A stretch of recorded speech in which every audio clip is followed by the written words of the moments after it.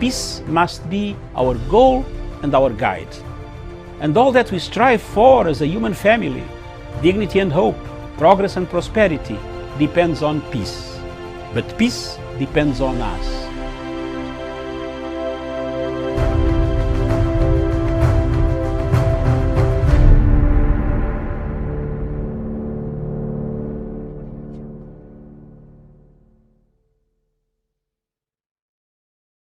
Good morning, viewers. Thank you very much. Welcome to Punchline Africa Television, broadcasting all the way from the Political Command Center in London.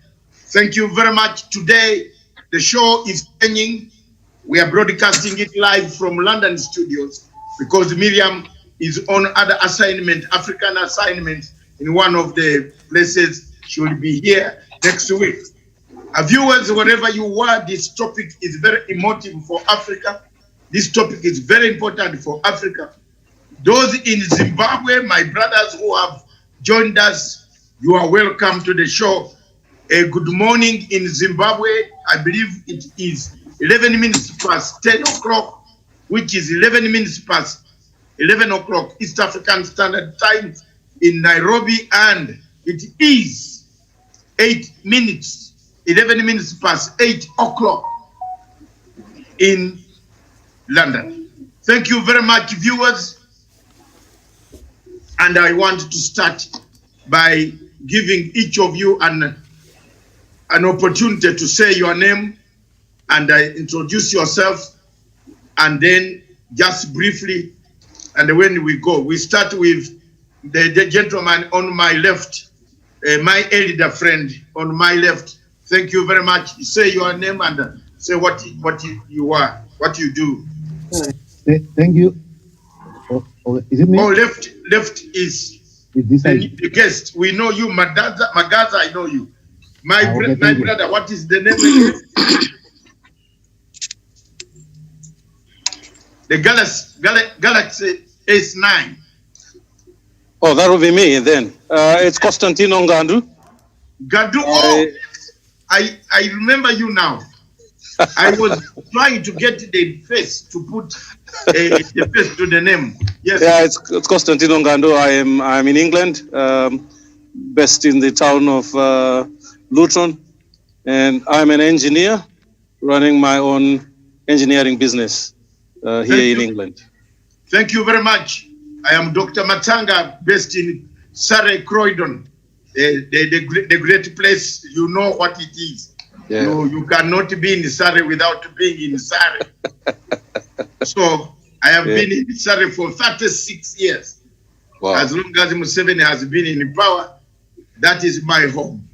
And thank you very much. You are welcome to the show. Keep it up all the time, and this dismantle these theories across in London, those who heap lies on the people of Zimbabwe. Let's dismantle it every Tuesday. Don't give us 1 hour or 2 hours only, and you'll be here. You'll tell a lot for the world. Thank you very much. On my right, I can see Magaza, our usual panelist on the panel. Welcome to the show, my brother. Thank you so much, Doctor. Yes, greet the people. Thank you so much, Doctor. Greetings to everyone who is watching from all over the world. I'm a Pan-Africanist from Zimbabwe. Thank you. Thank you very much. Next to Magaza is Douglas Budi Kirimi. He's one of my younger children that I have taught in Nairobi on how to handle business in case I go away one day.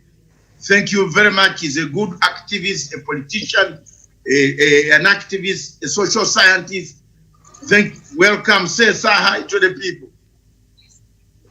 Good morning, Dr. David Matsanga from Political Command Center in London, and also good morning to our comrades from Zimbabwe and also to those that are from the various parts of the country. And it's good to be here to demystify the usual rise that have always been the elections in Africa. And also, we need to tackle the AU today, end to end, man to man. Thank you. Thank you very much. And the next is Mr. Zavare, my comrade Zavare. How are you, sir? I am okay, Dr. Matsanga. Good morning to you. Good morning to you, all colleagues on the panel today. My name is Xavier Munei Zavare. I struggle to talk about myself quite a lot, but I'm a graduate of Diplomas and International Relations, holds a master's in Security and Intelligence and various other qualifications.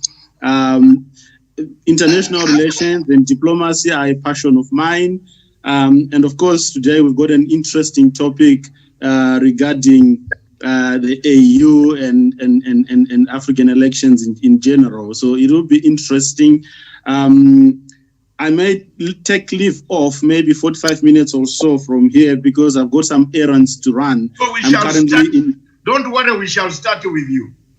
Don't worry. Yeah, I'm currently in Zimbabwe, so you know the time limit. I'll start with you. Don't worry. Next is Mr. Motion Matamai, my comrade. I know. Just greet the people quietly. Greetings, everybody. I hope I find you well. It's been long. Happy New Year, everybody. Yes, it's good to see quite a number of seasoned panelists and some new guys. Good morning. Thank you very much. Good morning from Harare. Thank you. Next is Kidi Mwaga, a lawyer, an advocate of the High Court of Republic of Kenya in Kenya, Nairobi. Good morning, Kidi. Good morning, Daktari, and thank you for inviting me to this wonderful panel with Senior Mugadza, Brother Zavari, among others, so that we are able to jointly be able to put into perspective the role of AU in Africa and if Africa really needs elections. Thank you, Daktari. Thank you very much. Next to Mwaga is Abigail Mupambi, the lady herself, the only lady on the panel, my mother of the struggles against the NGOs in those that wanted to take George Soros' money. Thank you very much, Abigail Mupambi. Mupambi. Good morning, madam. A very good morning to you, a very good morning to you, colleagues and panelists. And of course, it's my first time 2021. Thanks so very much. Thank you very much. The first time 2021. I'm also the first time. Is it 2021 also? We have both of us have been absent. Next is a guest, Isikuka. Isikuka or Askuka. Is it Askuka? Yes. Good morning, sir. Good morning, Doc. Yes. Isikuka, PhD candidate. Isikuka. Yes, his name is from Bulawayo. No, he's from the Victoria Falls. Yes, I'm not bad off. I'm very near there. I could have said from Matebeleland. You're right, Doc. You're right, Doc.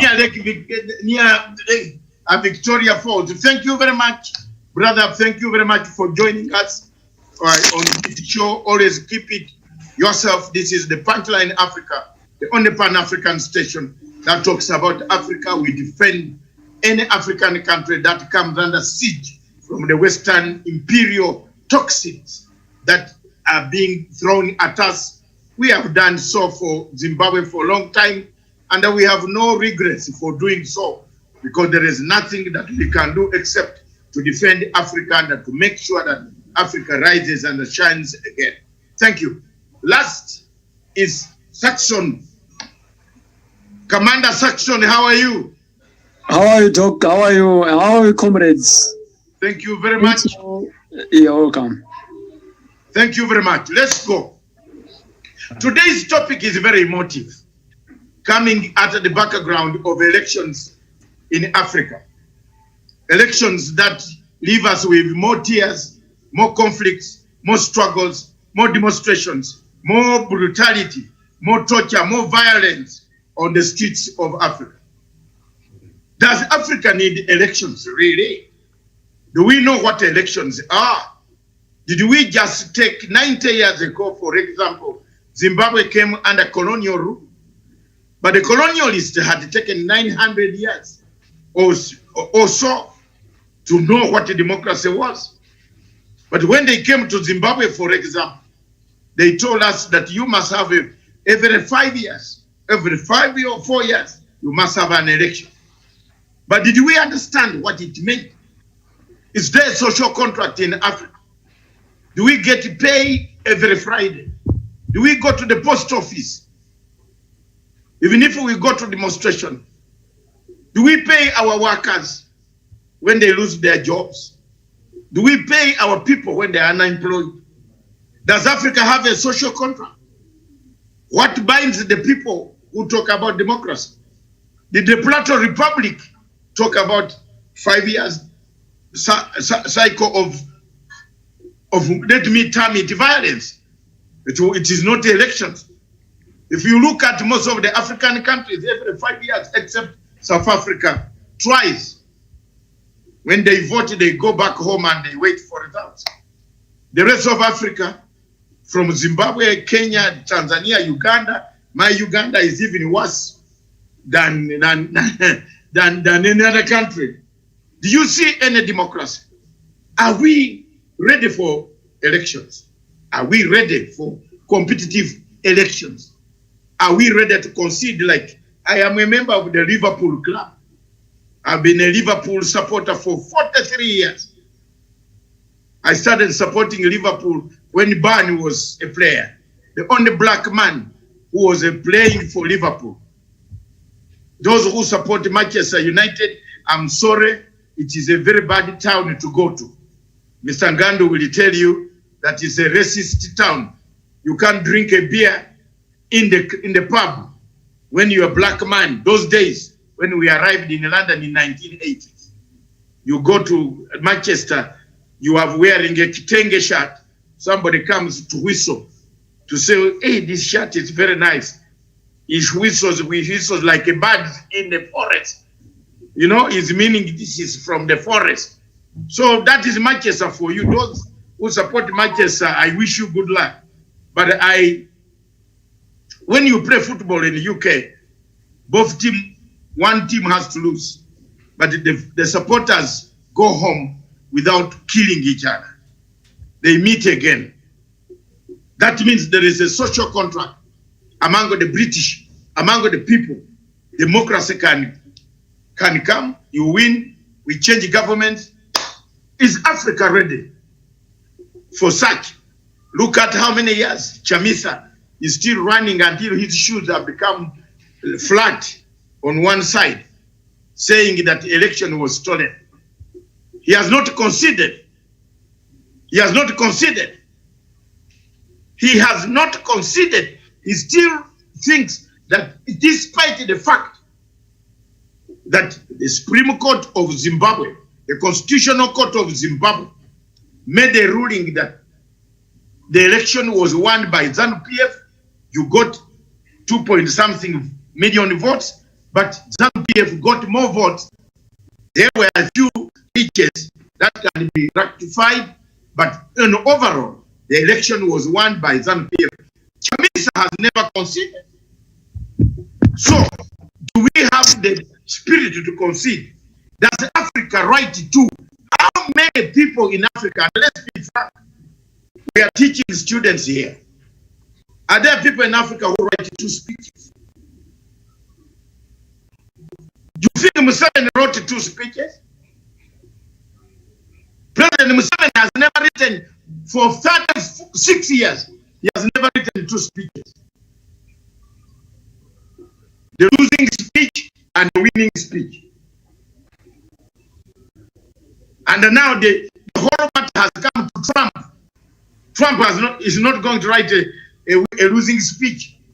So, given that Trump, 60 years old democracy, has even started doubting the voting, the competition, defeating of ambition by, as Abraham Lincoln said, democracy is beating ambition against ambition.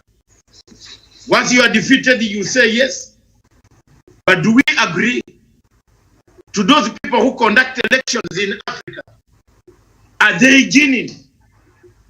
Was Museveni genuine in the elections that has just ended in Uganda?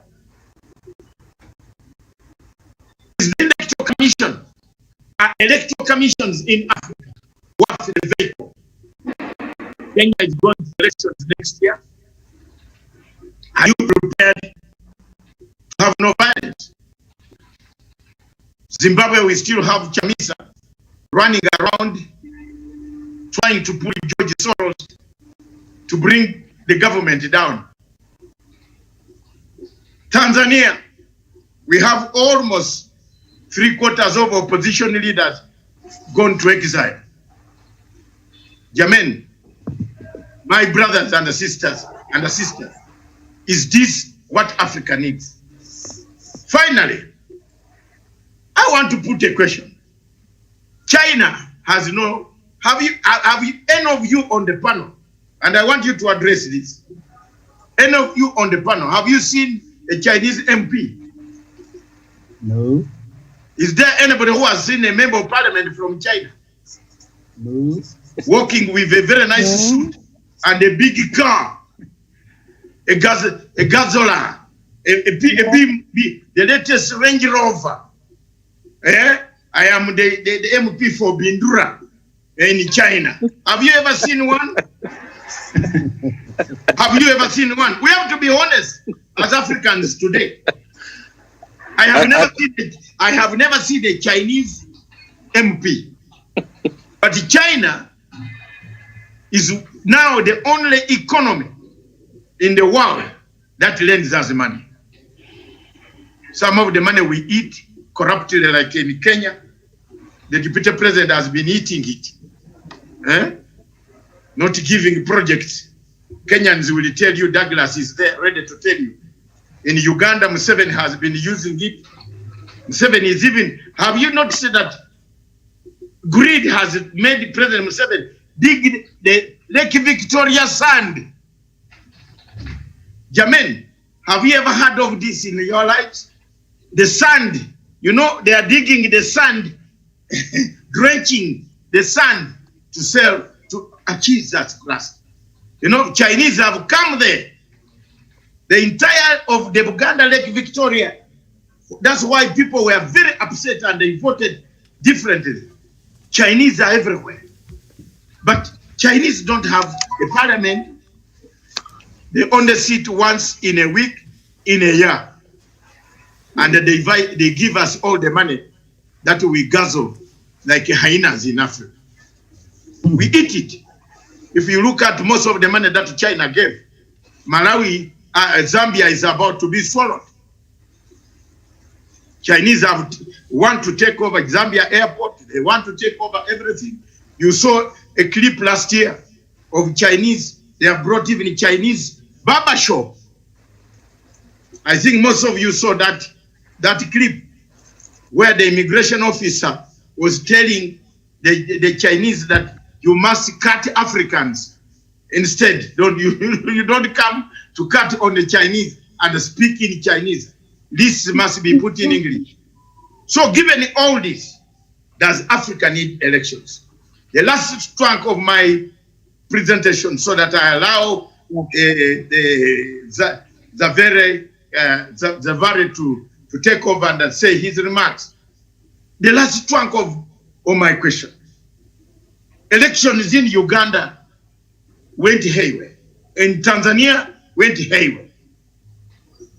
In Central African Republic, almost 4,000 polling stations were not available.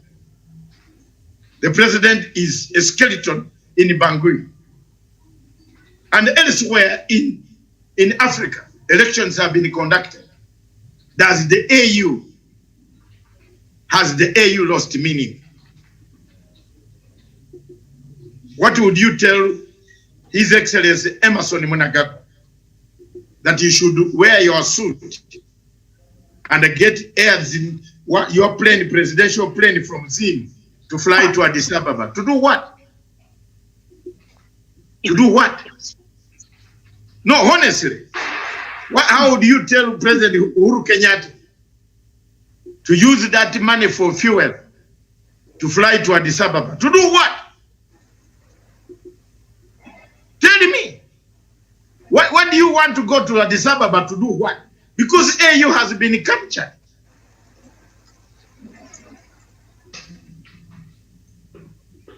His Excellencies, the presidents, some of them, we have tagged them, they are watching.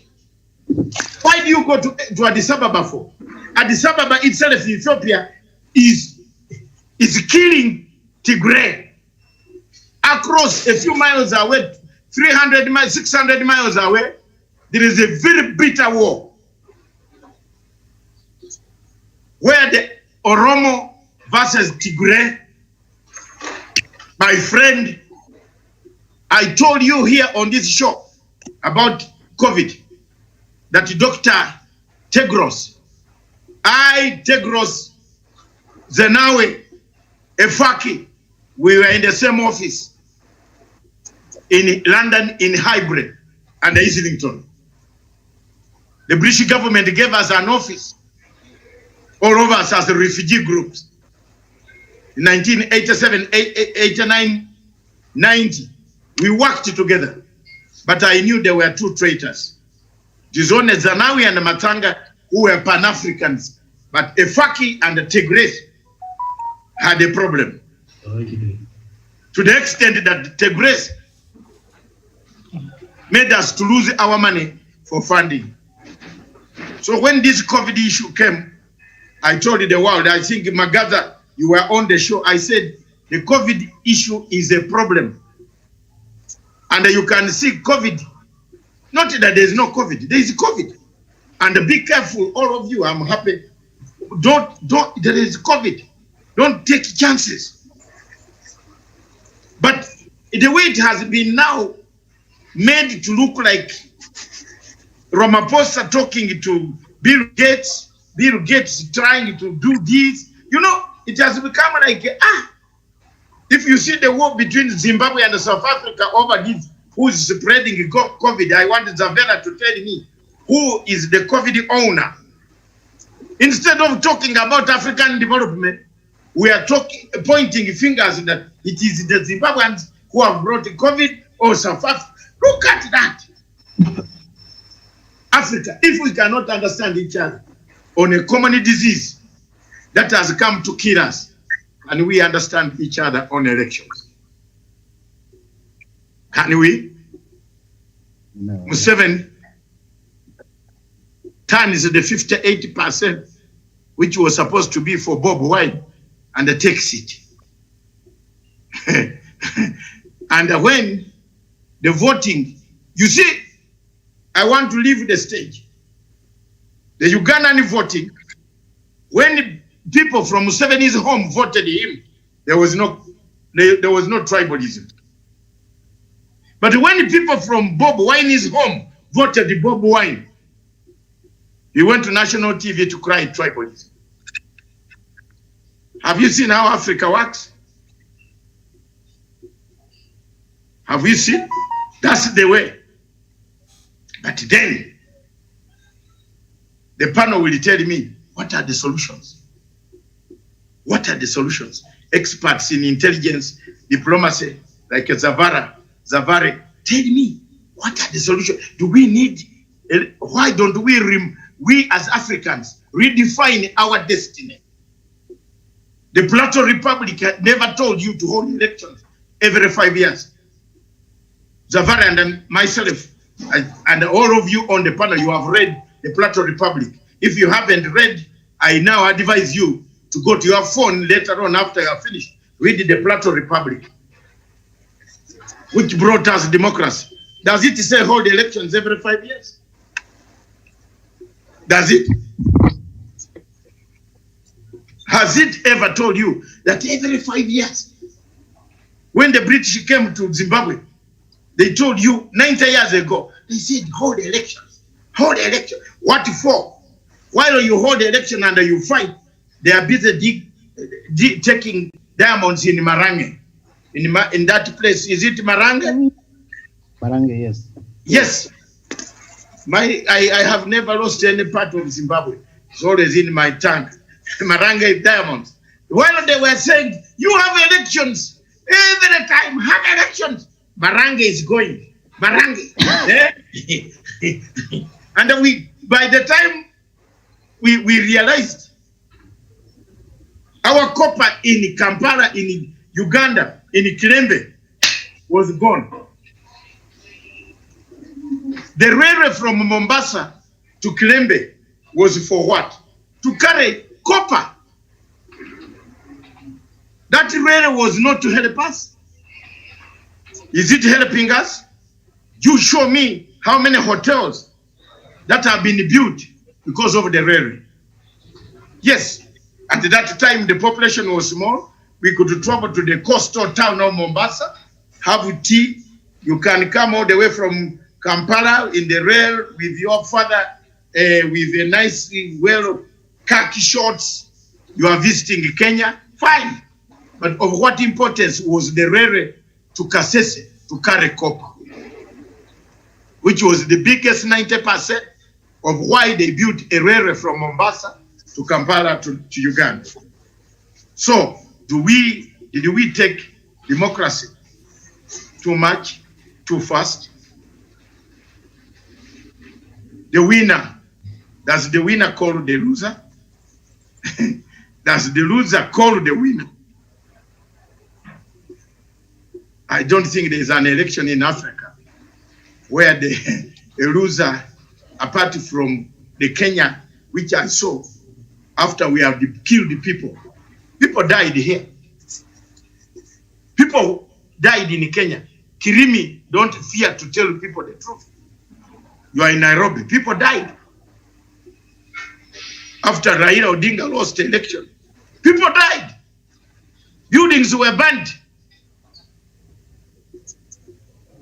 So you will be honest and tell the Zimbabweans, in Zimbabwe, after Chamisa lost the elections, he called on people to come and burn the whole place. Do we need elections? And where is the AU? Thank you very much, my panel. And now I take this opportunity. When you want to speak, I will begin with Zavari.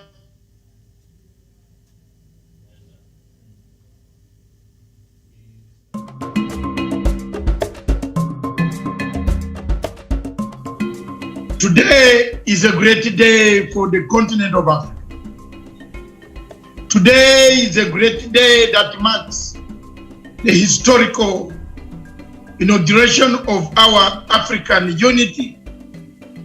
The unity that the founding fathers of this continent fought for. The unity that we needed and that we need up to today. It is that unity that propelled us to become independent. It is that unity that gave us the founding fathers to unite 57 years ago to form what we call Organization of African Unity, that later on became African Union. Today in Africa, so many things have taken shape.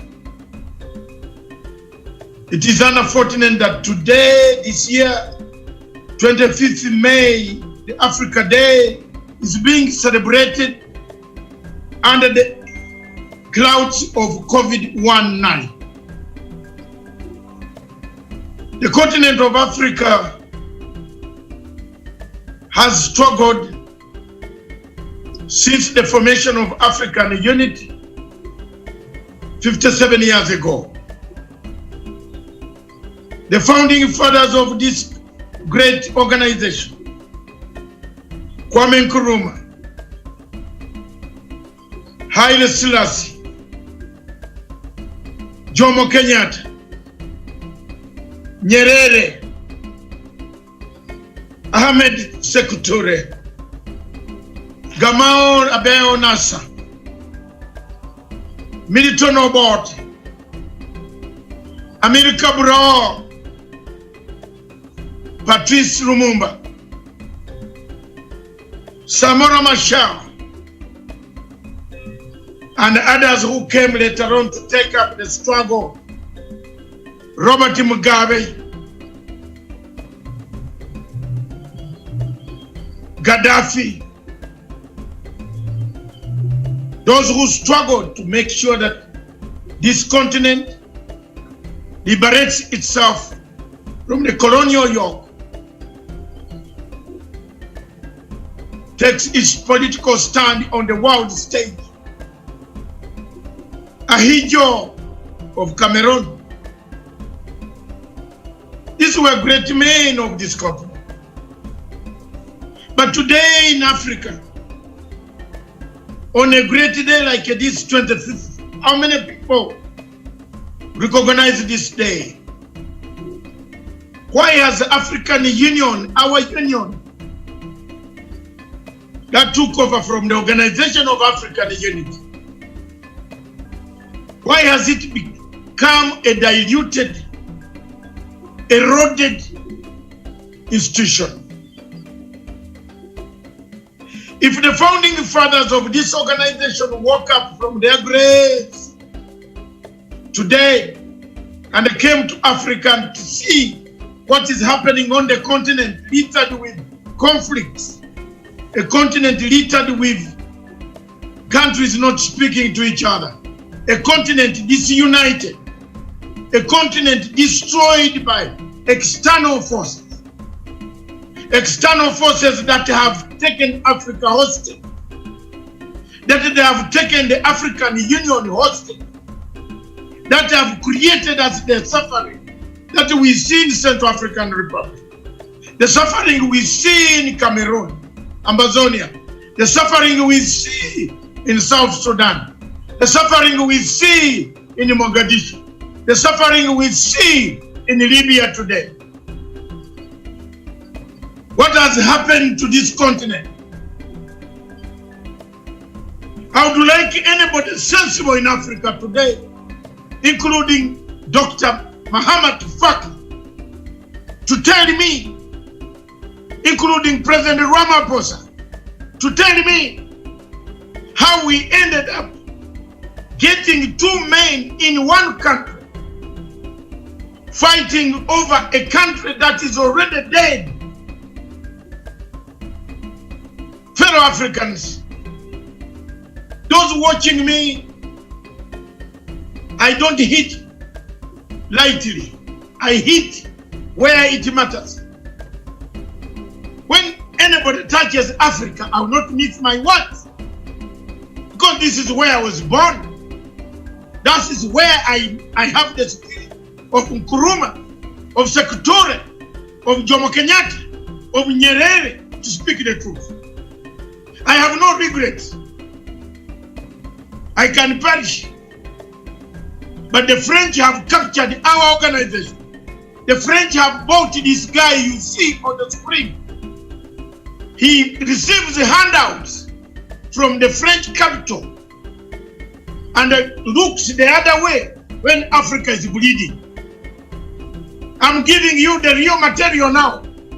How this man has destroyed us. How Faki from Chad, Jamena, the tall man from the Fulani kingdom of Jamena, has destroyed. That's why he has looked a blind eye on the Igbos and the Amazonians, because he doesn't want to disintegrate the state in Chad.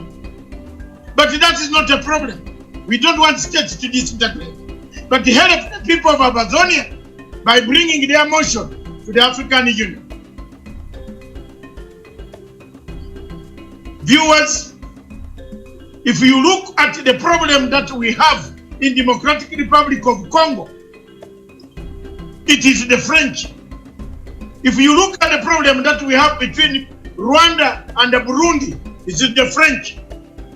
If you look at the problem that we have between Uganda and Rwanda, it is the French. If you look at the problem that we have in Mogadishu today, and let me tell Kenya to understand me, it's the French. It has come. They have paid the bills for us to fight over the islands. of oil. Viewers, let's give hope to our founding fathers. Let's give hope to the future generation. Let's be united as Africans. Together, we shall rise and shine again. Thank you.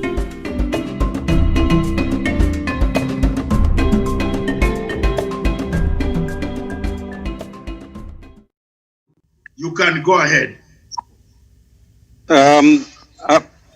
I'm confused as to where we are continuing, because I've been speaking all along. No. It was on, but I think they were doing a technicality behind. Go on from where you stopped. Okay. My position, my thinking was that the 4-year election cycles or 5-year election cycles that we do are short-termist, and as a result, our politicians and our leaders focus on a very short-term program for political survival.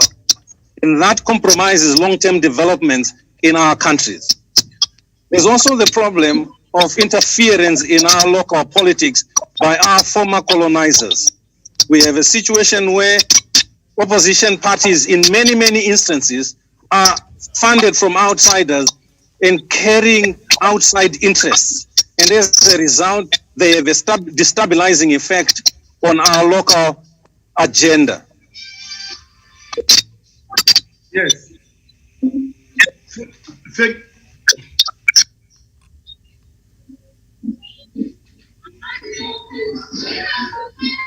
You have switched off yourself. Gandu, you have switched off yourself. Yeah. Okay. We need, in my view, to move away from the short-term, election cycles and chart a new way which allows and provides for long-term development in our countries. Thank you very much. Mr. Gandu maintains Zavare, before you left, unceremoniously, being a man in the international diplomacy, you took away our satellite. But before you left, I believe you are one of those working this punchline television. But don't worry, we are back. Abigail, I hope you have checked Mr. Zavare very well. But Mr. Zavare, Mr. Gandu maintains that these 4 years, 5 years are short. People don't plan properly. It is a colonial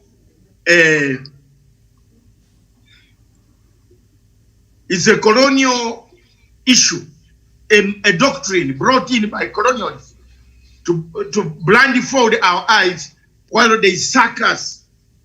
Is it true? Yes, I would agree with him. In fact, there is something interesting that we have to look at.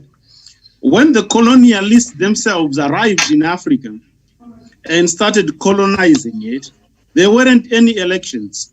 They were, by and large, operating on, if you look at the British, for example, they were operating on Queen Victoria seal and charter of colonizing, and there weren't any elections organized. If you look in Zimbabwe, for example, since the colonialists arrived in Zimbabwe until quite very late, I think it's in the late 30s or 40s, that they started holding elections amongst themselves, elections that were excluding the population, the black population. Basically, it was the white colonialists now fighting about how they can rule us, not necessarily for our interests. So, because they had things to achieve, they had development to achieve, they had the stealing, the smuggling, the taking of all our resources, and basically their policies to implement.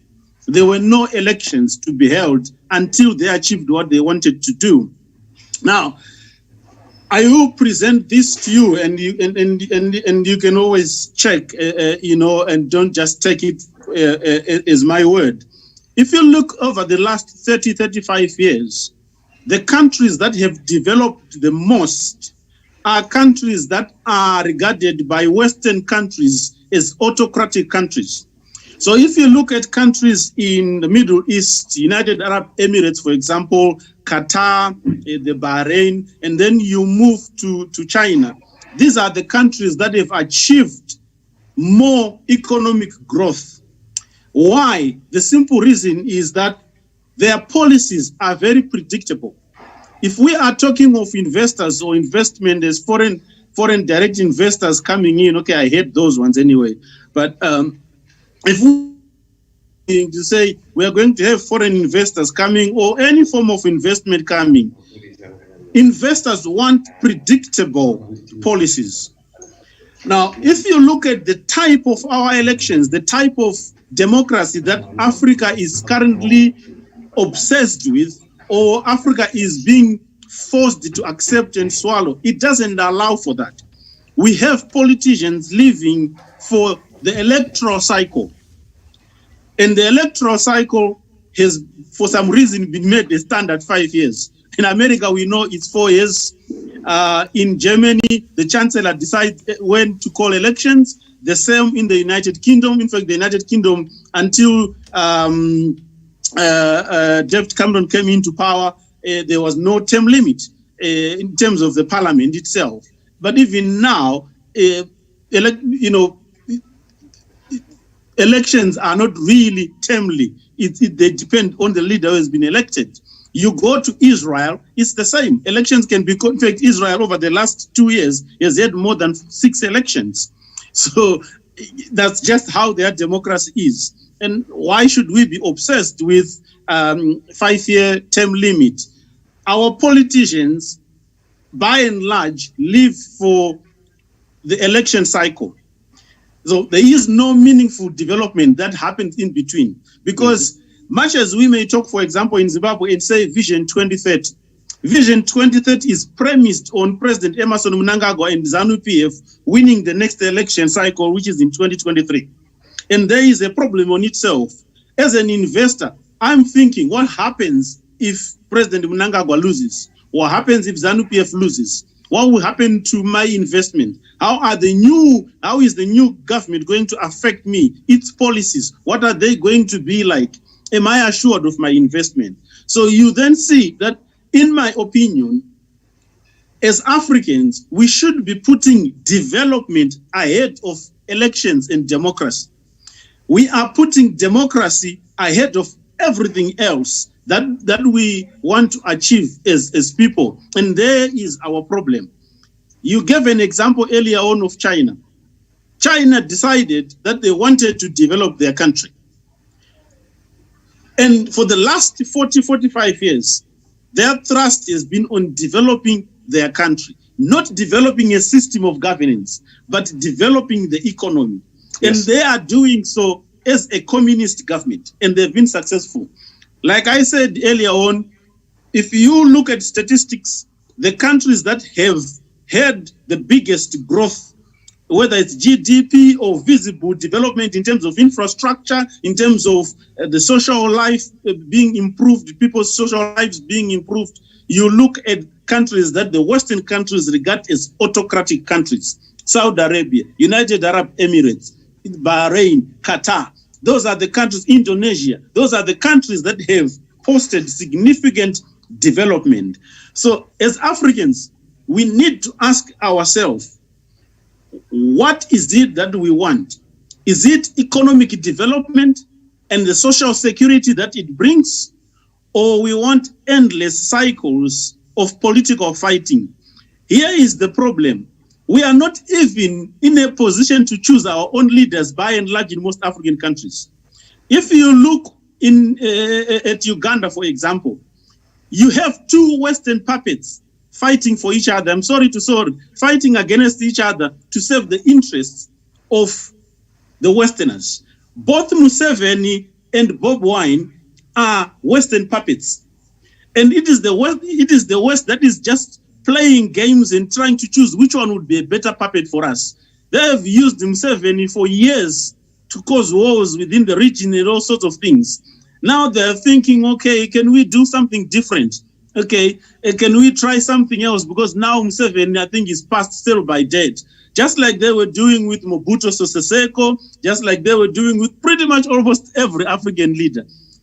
We were given political independence, and that political independence came with conditions. Most of our independence, if we were honest to look in our history, was led by Western educated intellectuals. The few people who were not actually Western educated, they were eliminated along the way. So whether you are looking at Zimbabwean history of liberation, or you are looking at Zambian liberation, or you are looking at Kenyan liberation, or you are looking at Senegal, or you are looking at Egypt, most of the people who were at the forefront of our liberation were actually Western puppets. We only got to know and understand about it later. Or if we stand and be sincere and honest looking at our history, that's when we begin to see that actually these were Western moves that were being made, not necessarily in our interest. So one of the arguments that I always put across when it comes to my country, Zimbabwe, is that we spent 15 years fighting for land. Okay, 15 years. We had thousands and thousands of people being killed for land. But what did we come out with from Lancaster House? No land. We actually considered the main thing that drove us to go to war and said, we will look after Western interest, white interest for 15 years. It went on to be more than that. So, you know, when you start me on this and I'm in my independent mind and I've taken off my ZANU-PF head off and start analyzing things, you begin to see that I will have a lot of questions in terms of how Africa got its independence throughout. It's the same with the African Union, if I can get to that question, which is the African Union relevant or, you know, of any use to us? Look at its roots, but not only look at its roots, look at its current funding. This is a board that is about 85% of it funded by Western countries, by the United States, by Turkey, by the EU. Now, we know that they are not funding for free. They are not doing charity. There is no free money in the world. There are economic interests. There are political interests. There are security interests. And this is why I often say the Africa Union is just a useless dog. Look at how they treated Ambassador Chihombori. Ambassador Chihombori was ill-treated but for basically stating the truth that France is squeezing African countries, Togo, Senegal, all those countries, Morocco, Algeria, all its former colonies that are basically under the thumb of France. And she was basically stating the truth. What does an African Secretary General for the African AU does? He fires her. So simple stating the truth. Look at when Obama decided to address the African Union. President Robert Mugabe was the chairman of the African Union at that time. And there is a bilateral disagreement between the United States and Zimbabwe. The United States demands that the only way Obama can address the African Union is in Mugabe's absence, the chairman's absence. And what does Africa do? Africa complies. There lies the problem. The funder is calling the shots.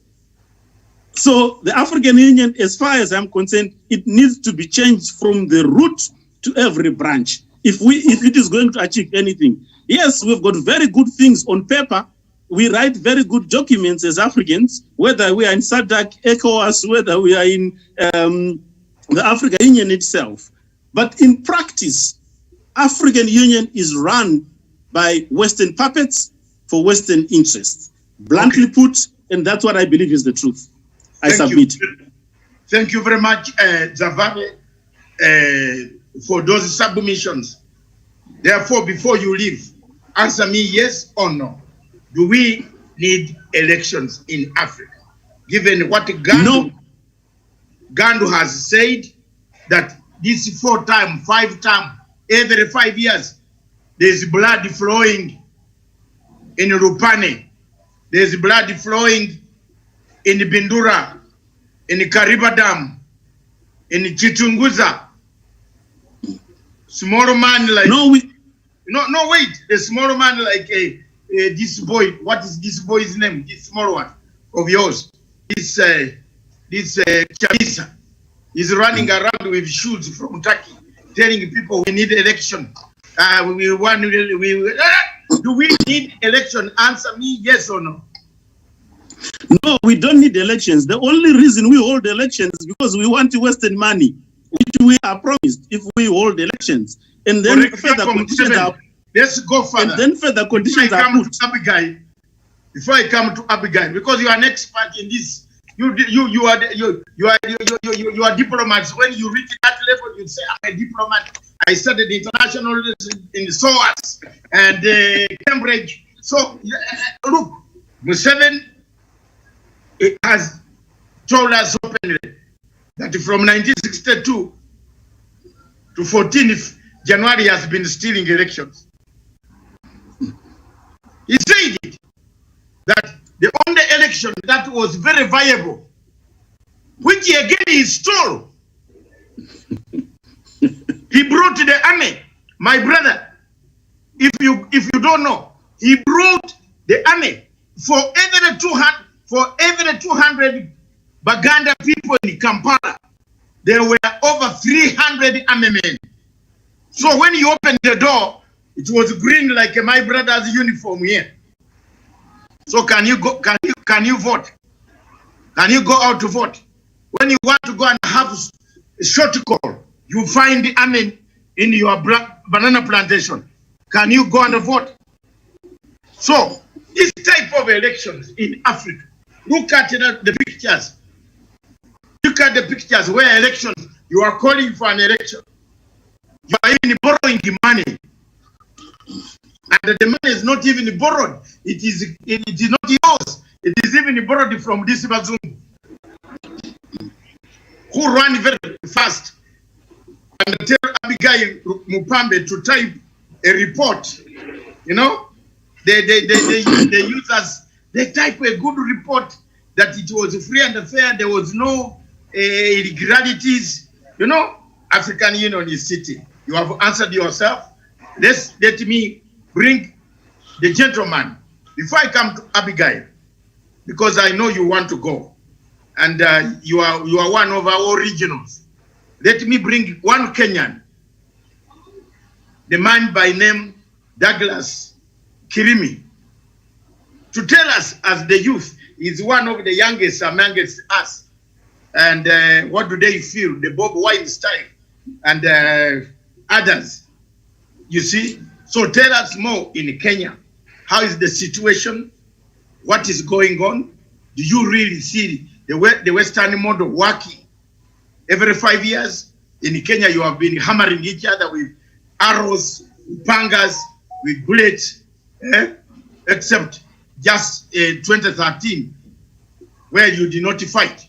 But the rest of the elections, you have to kill, you have to cut somebody's ear and put it in the briefcase. You know? Is this what Africa wants? What model then, Abigail? You look at it. What model? If we don't want elections, I want the panel to think, what can they do? What type of hybrid system can we use to have our leaders? How was Shaka Zulu managing the army that defeated the whites? How was Lobengula managing his administration?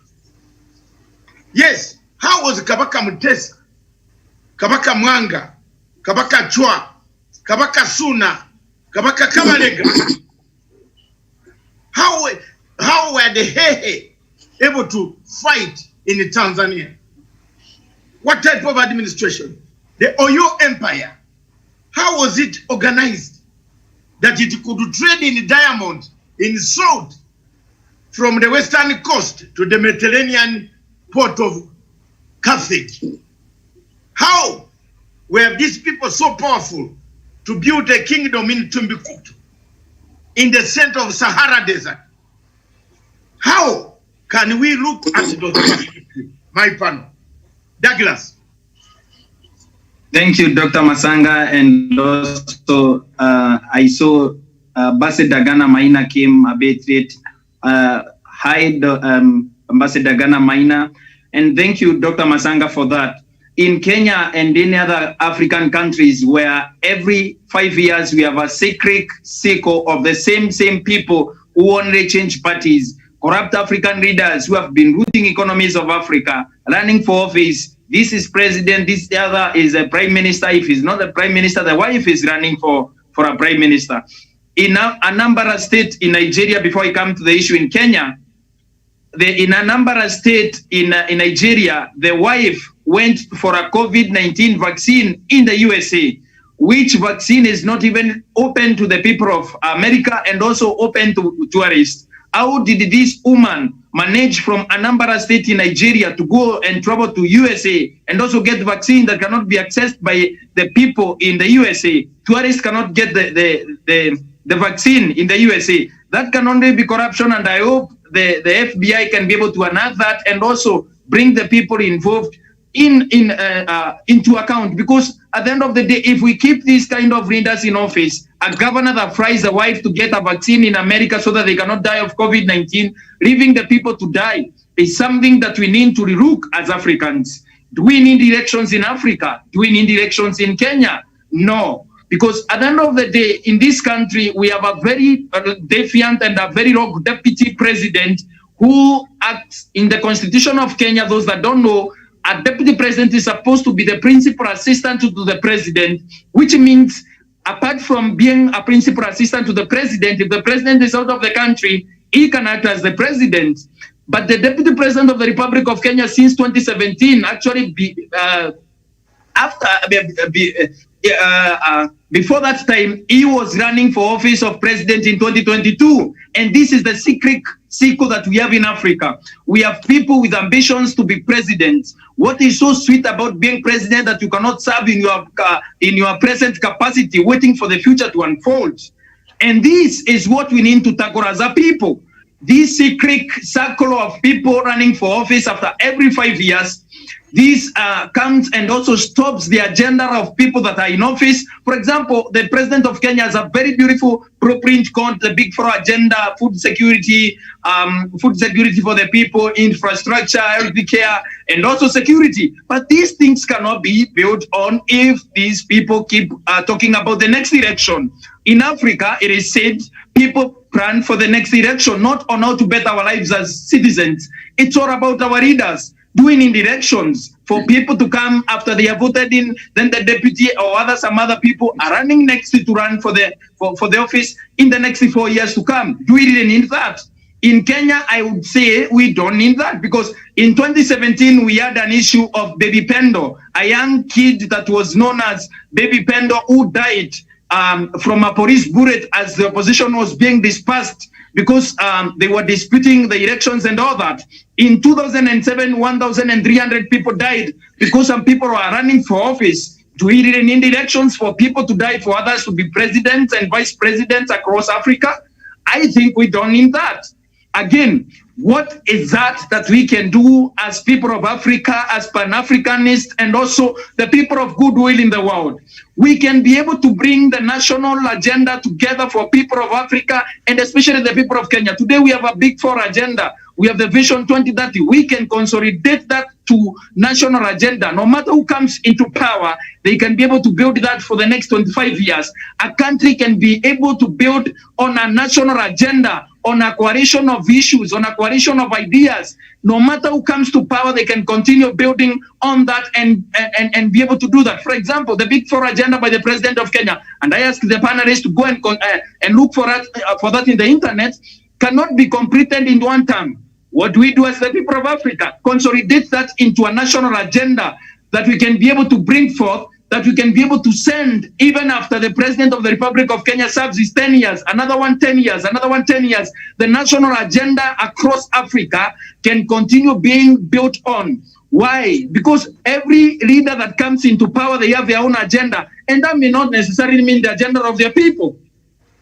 Okay. In some African countries, we have people who have come along and also have had issues that can be able to be done, but not in the context of the people, but for them and their cronies to steal.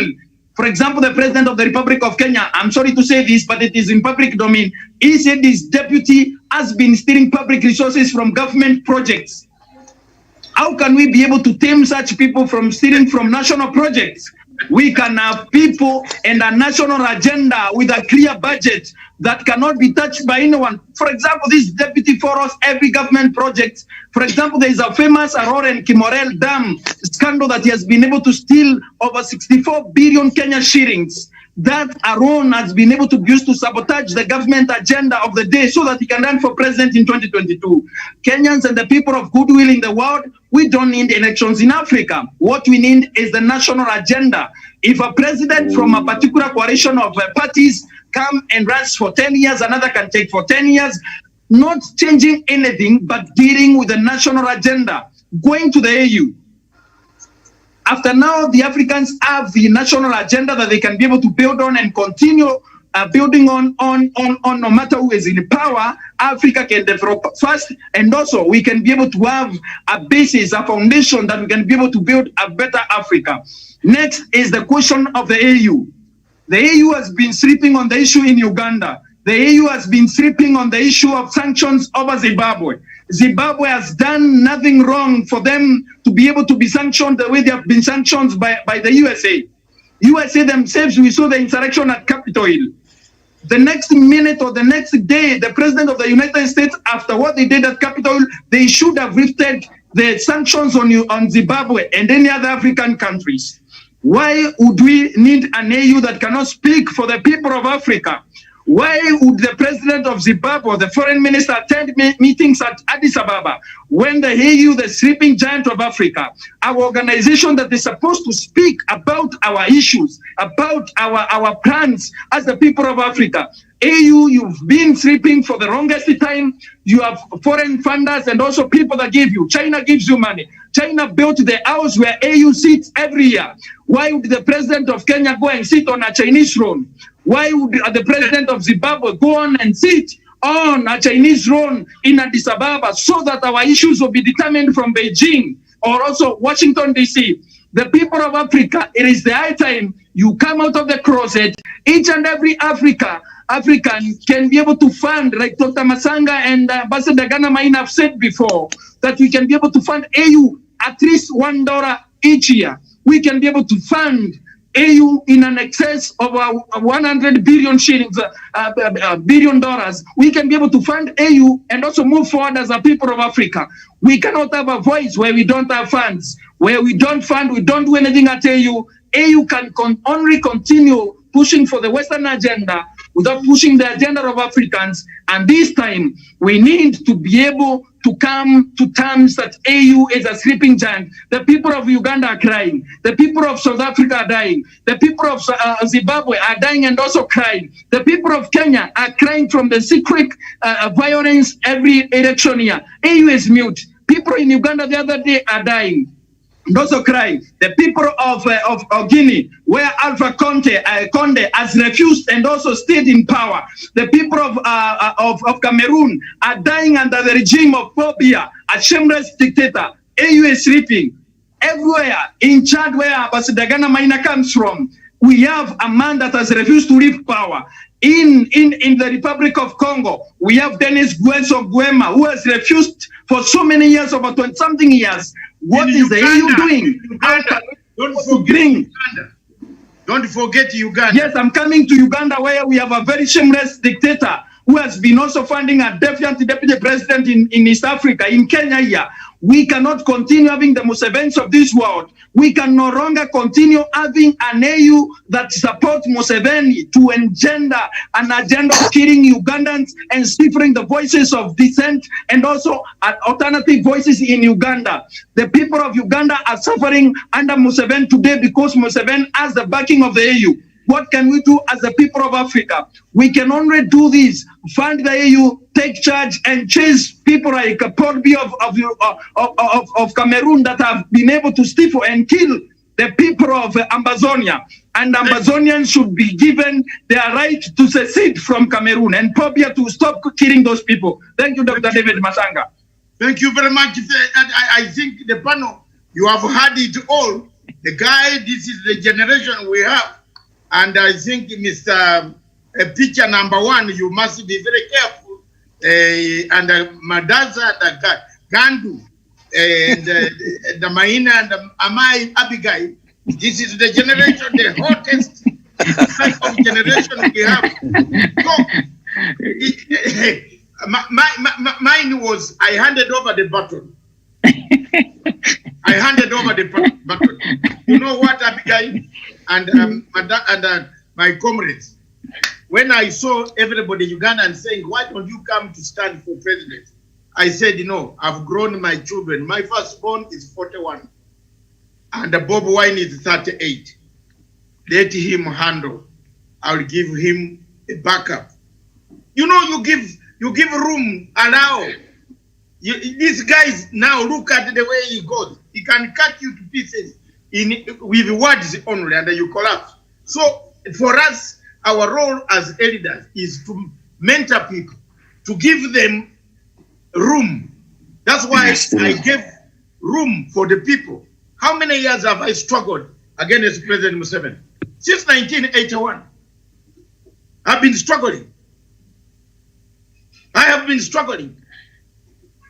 Fighting him in Luelo as a soldier, fighting him when he took over. I am one of the veteran critics, not Chinatomba of Zimbabwe. Chinatomba, is he still alive?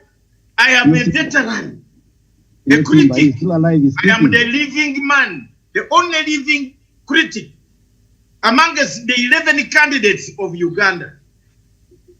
All of them have worked with Museveni, except Bob Wine and Matanga. The rest have been generals in the army. Saluting, I have never saluted Museveni. So, given this scenario, heads of state stick to power. Abigail, you are a lady. What shall we do in Africa to change? You have heard from Douglas. He says enough is enough. These guys came. You have heard from Gando. You have heard from Mr. Zavari. He says they came with an agenda. They put it on us while we are busy fighting. They took everything. Everywhere in Africa, look in Tanzania. All opposition leaders are in Zimbabwe. Some of them have fled to Zimbabwe to leave the condition to cool down. Some of them are in Kenya. Others are in Britain, in Denmark, in Germany. Chama cha Mapinduzi has become hollow. There is no opposition. What? Yeah, honestly, Africa is a laughing. There is a problem there. So, what is it that we need in Africa? Do we need elections? We know what we want, Dr. Masanga. Yes, okay, Abigail.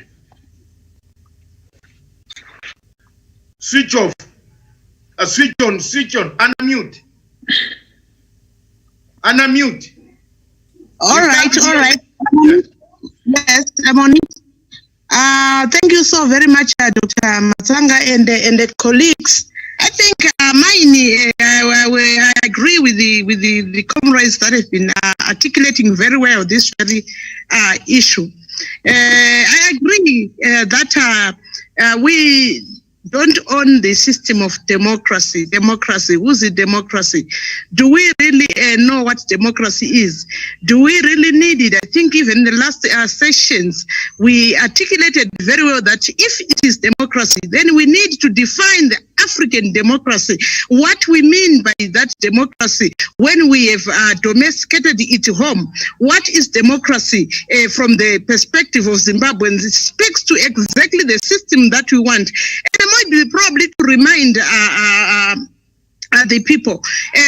Back then, in the before 1889, before colonization, remember there was administration.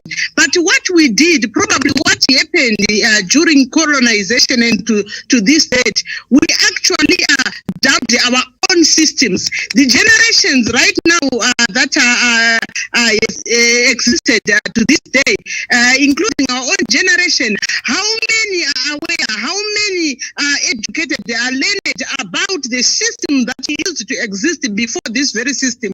We have been exposed to a system that we all don't know. a system that is giving us, that has programmed us to back to chaos every 5 years. Every 5 years we are back into the chaotic situation. So I think basically, yes, we may talk of elections. That is from our own perspective. We need to first of all define to say, is this the democracy that we want? Because the democracy definition that we are chasing here right now in Africa and Zimbabwe and across the board is the American democracy, which is a creature that we all don't know. So we need to dump such. It's high time we define one vision, one Africa, one Zimbabwe, one vision. So we need to define one common national vision upon which every leader, whether from the opposition, whether from the ruling, whether from any political party, would be actually pick it up as a rallying point. So for as long as a people, for as long as nations, we don't have a common national vision or a common continental vision as Africa. It means every 5 years we are having new narratives, new objectives, and a new direction from the cycles of people that are actually chasing power. So I think basically coming on to the issue of the African Union, it's just one goblin that I don't know how it continues to suck the blood of innocent and Africans. So I for at this point I don't agree with. I only agree with the word African Union.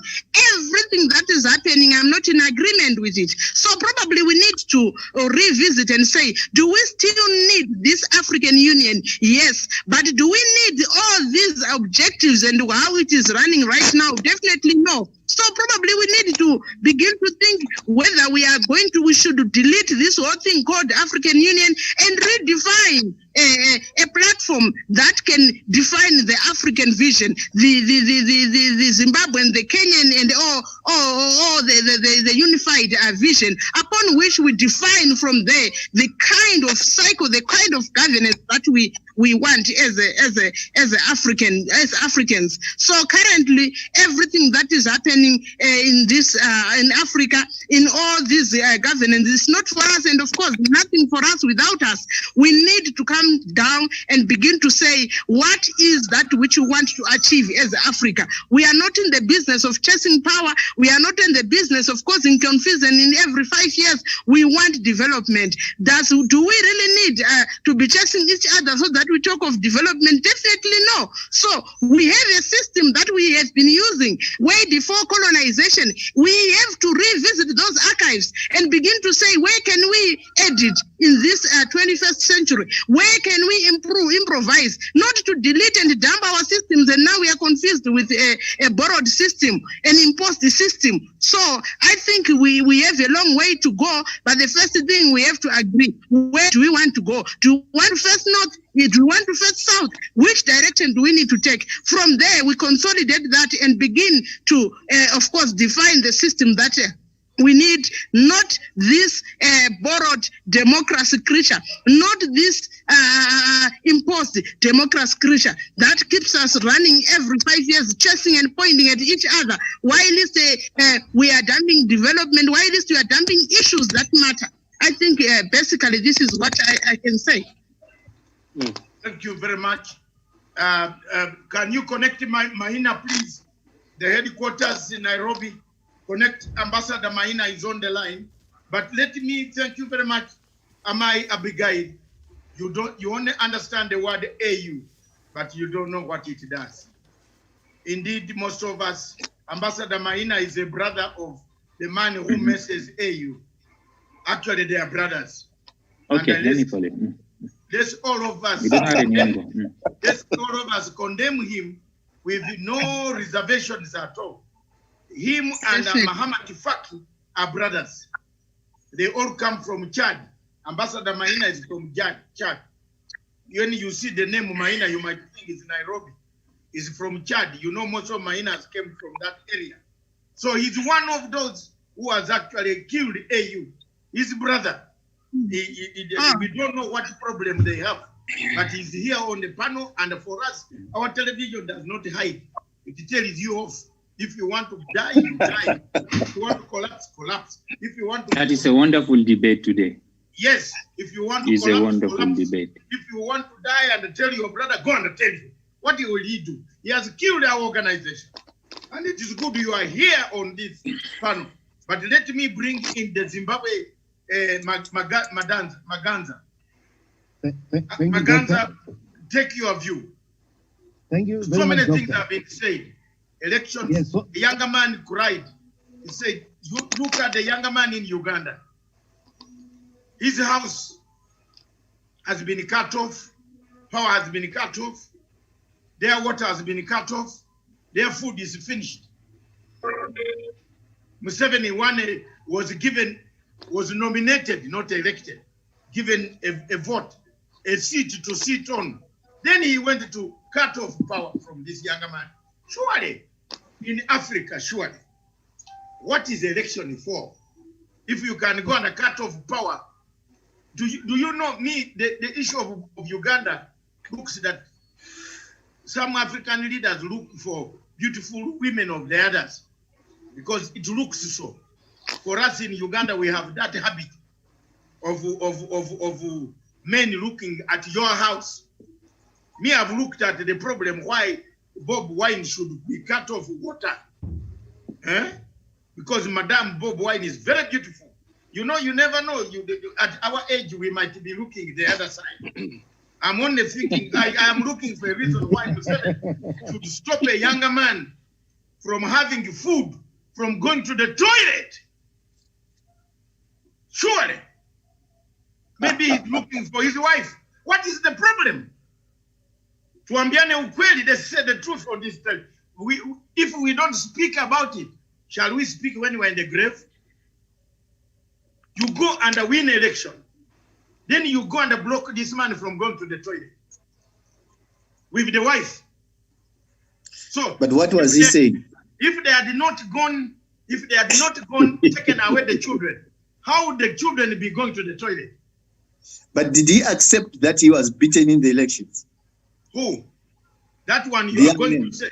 How can you be beaten when every place has army? And your stronghold cannot vote. But you go into an election. You go into an election. When you accept going to an election, you know that someone will not kill you.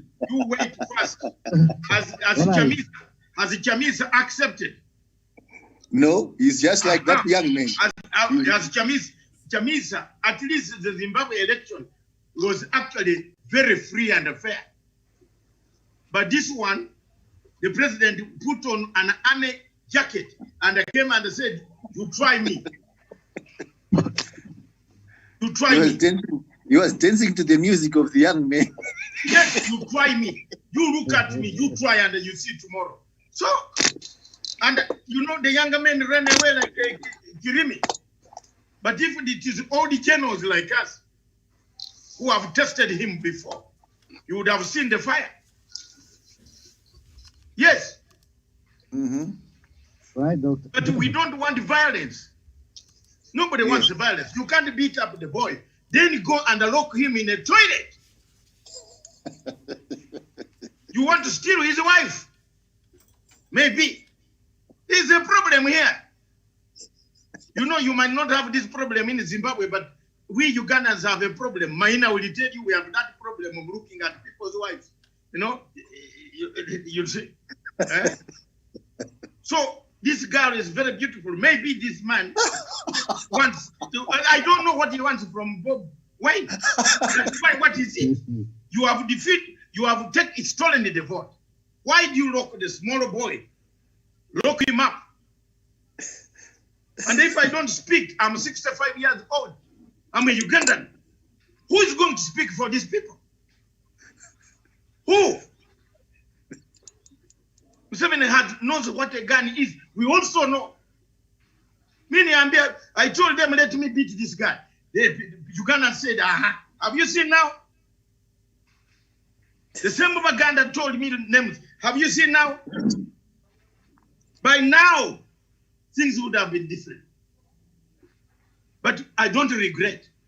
But I am only very concerned that you lock a younger man in a toilet with his wife.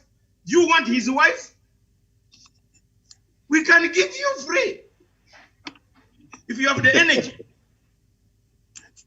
But you cannot go on locking a younger man. Let's say these words. Maybe they will hurt him. The internet is back. Let him hear. Do you want the woman or what? Free the younger man to go free. Tell him don't do any demonstration. He will not do it. Let him form his opposition government. He's entitled to form in the parliament. He has seats in the parliament. The more you lock him up, the more it shows elections in Africa are a fraud. So, Mr. Magaza. Thank you, Doctor. This is a hot topic indeed. And I want to get back to the Zimbabwean scenario. My first point of submission is that I am of the opinion that if the countries in Africa had been able to solve their internal tussles, definitely the African Union was going to come up with something positive. Unfortunately, the divisions which we find in the African countries, we talk of elections, we talk of this and that, and then how can they ever, if they fail to do it in their countries, how can they be able to unite Africa? So that is our first challenge. Now, looking at this issue of elections, definitely elections have ruined Africa, have ruined African countries instead of building them. I take the Zimbabwe scenario. We fought the war of liberation for many years, a protracted war. We had a national agenda when we went to war and came to fight until we had to sit down and through the Lancaster House Conference. When the Lancaster House Conference stipulated to us what we were or how we were supposed to run the elections and for how long one was supposed to lead the country. Imagine after fighting a protracted war for 15 years, and then you say somebody ran the country for 5 years. When we went to war with the national agenda, one, there were lots of inequalities in education, in employment, in everything, racial, economic, and everything of the sort. We needed to improve that. We needed more schools for the people. We needed more hospitals for the people. We needed all those things. And then how would you expect a leader to be able to do that in 5 years? Meaning to say, as one other speaker, he said that you make a 5-year plan instead of a long-term plan, which means that whoever is going to come next might come with his or her own plans and then start to develop from there. And then we remain static, no development at all. I was thinking that if we had had a national agenda and then stood by our grounds that we are supposed, the liberation movements were to choose a leader among them. We had only 2 liberation movements. That leader was the one who was supposed to take us, let's say, for 15 years. And then see to it that what we fought for has been achieved. After those 15 years, obviously, that leader would have matured, maybe would be 70, 75. And then we find somebody who had been understudying. And then we will take over from there to make sure that the new agenda, the new national agenda is carried forward for the benefit of the people. Definitely, Zimbabwe would be far, far much developed as compared to these 5-year periods whereby we know that you just do it. That is why we find out corruption, because somebody knows that if I lose within these 5 years, I will be impoverished.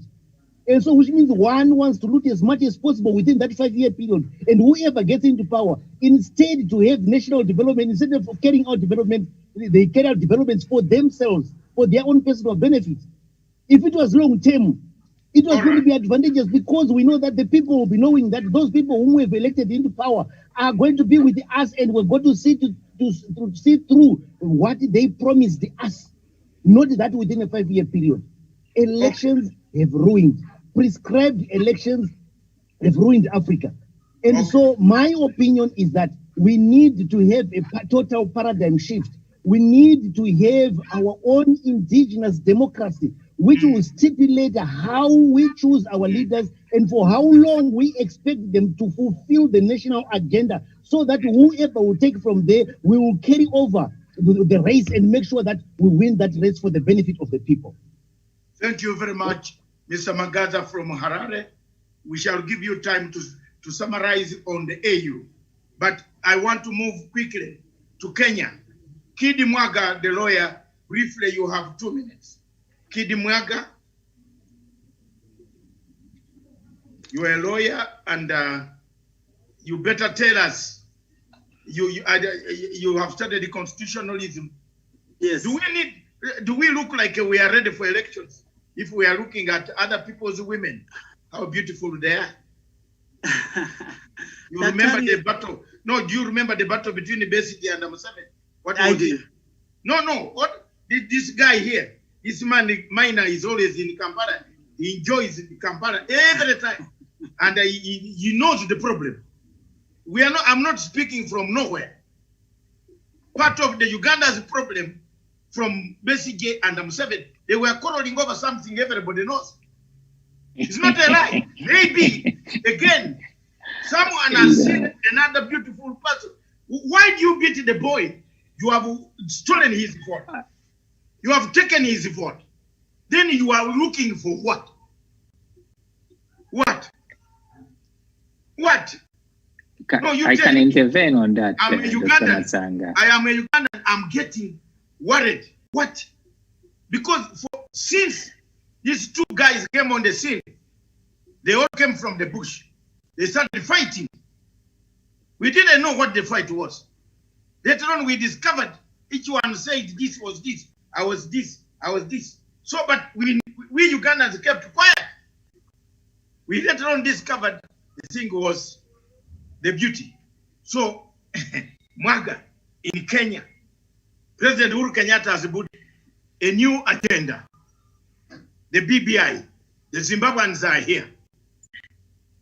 They are grappling with a small man called Chamisa, who is running around the capital looking for money, George Soros money, to come under top of government.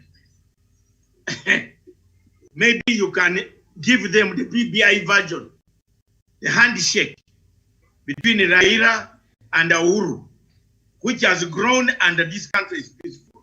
Take it away. Thank you, Dr. Let me begin from this presupposition that no man is good enough to rule another man without that other man's consent. And therefore, all governments derived their just power from the consent of the people. However, we must also realize that different cultures have contend with different dynamics. And therefore, African countries must run away from the copy and paste mentality that has been shoved down their throats by Western countries. For instance, it is known that Western countries have always made certain demands on African countries for them to extend what we call the foreign aid. As a result of African leaders tappering to the whims of the whims of these Western countries, in part because of the anticipation of receiving foreign aid, they have moved away from institutions that respect African customs, and as a result, made sure that we have fragile political architecture that does not carry the aspirations of the people of Africa.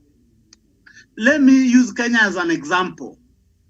Previously, Kenya was under a parliamentary system of government, a mongrel system of government that we call Westminster.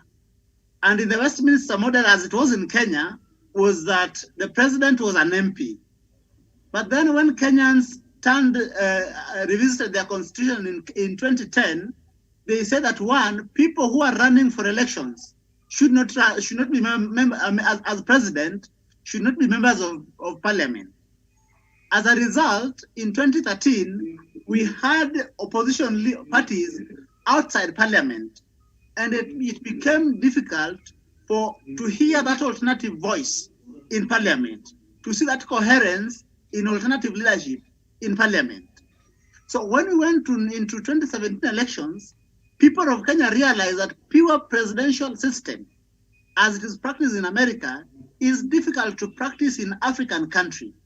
And therefore, the people of Kenya, in their own wisdom, decided to design an autochthonous constitutional model that respects and accords with African traditions and also with the political customs that we've practiced over time for the past 50 years.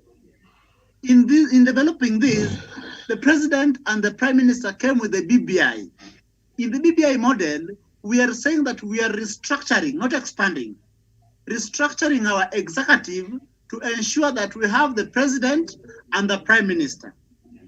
That the prime minister will be in charge of day-to-day running of government in parliament. And therefore, the prime minister will be in charge of supervising how the government agenda is conducted, that is, while the president remains the head of state. In so doing, we think that African countries, the other thing that we are still grappling with, we haven't struck a consensus on, is that 5 years is a short time for the president to complete his agenda. And then there is the burden of re-election. That how do we ensure that we move away from the burden of re-election so that a government, while in office, is concerned not with the next elections, but ensuring that there is delivery of service to the people. People of Kenya have suggested that let us have a single-term presidency that runs for 7 years, non-renewable, so that when a president comes in office, the president comes with a clear, coherent national agenda that he wants to deliver to the people. And so that it is race against time, that in these 7 years, uninterrupted, what do I want to leave to the people? The other thing, we realize that we want when the opposition and those in government are in constant antagonism, the people who bear the brunt are the poor masses, people at the base of the economy. And the people of Kenya finally have come together and said that that is not fair and that is not just. That people in a country can come up with the unity of purpose. That we say that the country is greater than all of us combined. Can we work together in a constructive engagement to ensure that that the government and the opposition, working concertedly, can ensure that we deliver to the people? And that is what BBI is in Kenya. I think it's a model that people of Zimbabwe and other African countries may want to try with. There is the governance issues that are raised in the BBI. But for instance, if you go to an election and the winning candidate has got 50% plus 1 vote, or let's say 52%, and then the opposition is 47% of the registered votes, that how do you then ensure that this 40% of the population, that their voices is amplified in how government runs its affairs? Or do you lock them out for the next electoral cycle? Back to you in studio, Dr. David Matsanga. Thank you very much. Thank you very much, Gidi Mwaka in Nairobi for your statement. And I want to now to move quickly. We have 2 people who have not spoken. Then I can to closing 3 people. No, 2. Who have 3 who have not spoken. Just a question, Doctor. Yes. What does BBI stand for? Building Bridges Initiative. It is called Building Bridges Initiative. It is a strategy, a redemption strategy of reconciliation, a redemption strategy of truth-telling, accountability, restitution, reparation. Look at this man. He's a conflict resolution expert. And then finally find healing process. What Museveni should be doing now, instead of threatening these small boys, these younger men, he should be doing the healing process. He should be calling them and say, look, I stole your vote, but give me some time. God wants me to live longer. Let's just, please, let's sit together and you give me ideas. But instead, he has gone to beat them up, to lock them in a toilet, no food, no water. You see, healing process. That's why Uhuru Kenyatta in Kenya, Uhuru Kenyatta decided that Raila was giving a lot of headache after every election. So Uhuru Kenyatta said, do you know what? I've won the election, whether Raila Odinga does not agree or not, let's shake hands as Kenyans and unite hands. For example, in your country, that small man, that small boy, this one who knows computers and doesn't know anything else, what is his name? What is his name? Chamisa. Chamisa. He should have come down and said, the Supreme Court has decided. The Constitutional Court has decided. Can we work together? Mnangagwa, Emerson Mnangagwa, His Excellency, Emerson Mnangagwa called all political parties to come on table. Chamisa refused to come on table. Today, he still does not recognize. Yet, he is busy doing business in a government which he does not recognize. He's still farming and he's still exporting. I've been researching on his flower exports. And very soon I will give you the report, how much he gets out of the flowers of the farms, which he never wanted you to have. You Zimbabweans, don't sleep on this job. I'm not sleeping. I know how much flowers he exports from his farms. And yet he never liked it. When Mugabe took over the farms, he was one of the small boys jumping around, you know? So I have a lot of energy against some of these boys. Just as I had the energy against Changarai. And I've said that when God takes me in and there is a sleeping, sitting arrangement, he should put me very far away from Changarai, you know, because we could fight there. You know, I have, honestly, we could fight in front of God, and that is not very good. So, I am sorry. In Africa, we don't talk about dead people. But let me now bring in one of the, before I come to Ambassador Maina, I want to bring in Mr. Picture One. Mr. Picture One. Dr. Let me add something to your answer. Yes, say it quickly. Thank you very much. Honorable Maganza, part of what the BBI stands for is that for a long time, our politics over here has been premised on the basis of ethnic mobilization. And finally, you are saying that after 50 years, that is not fair and that is not just.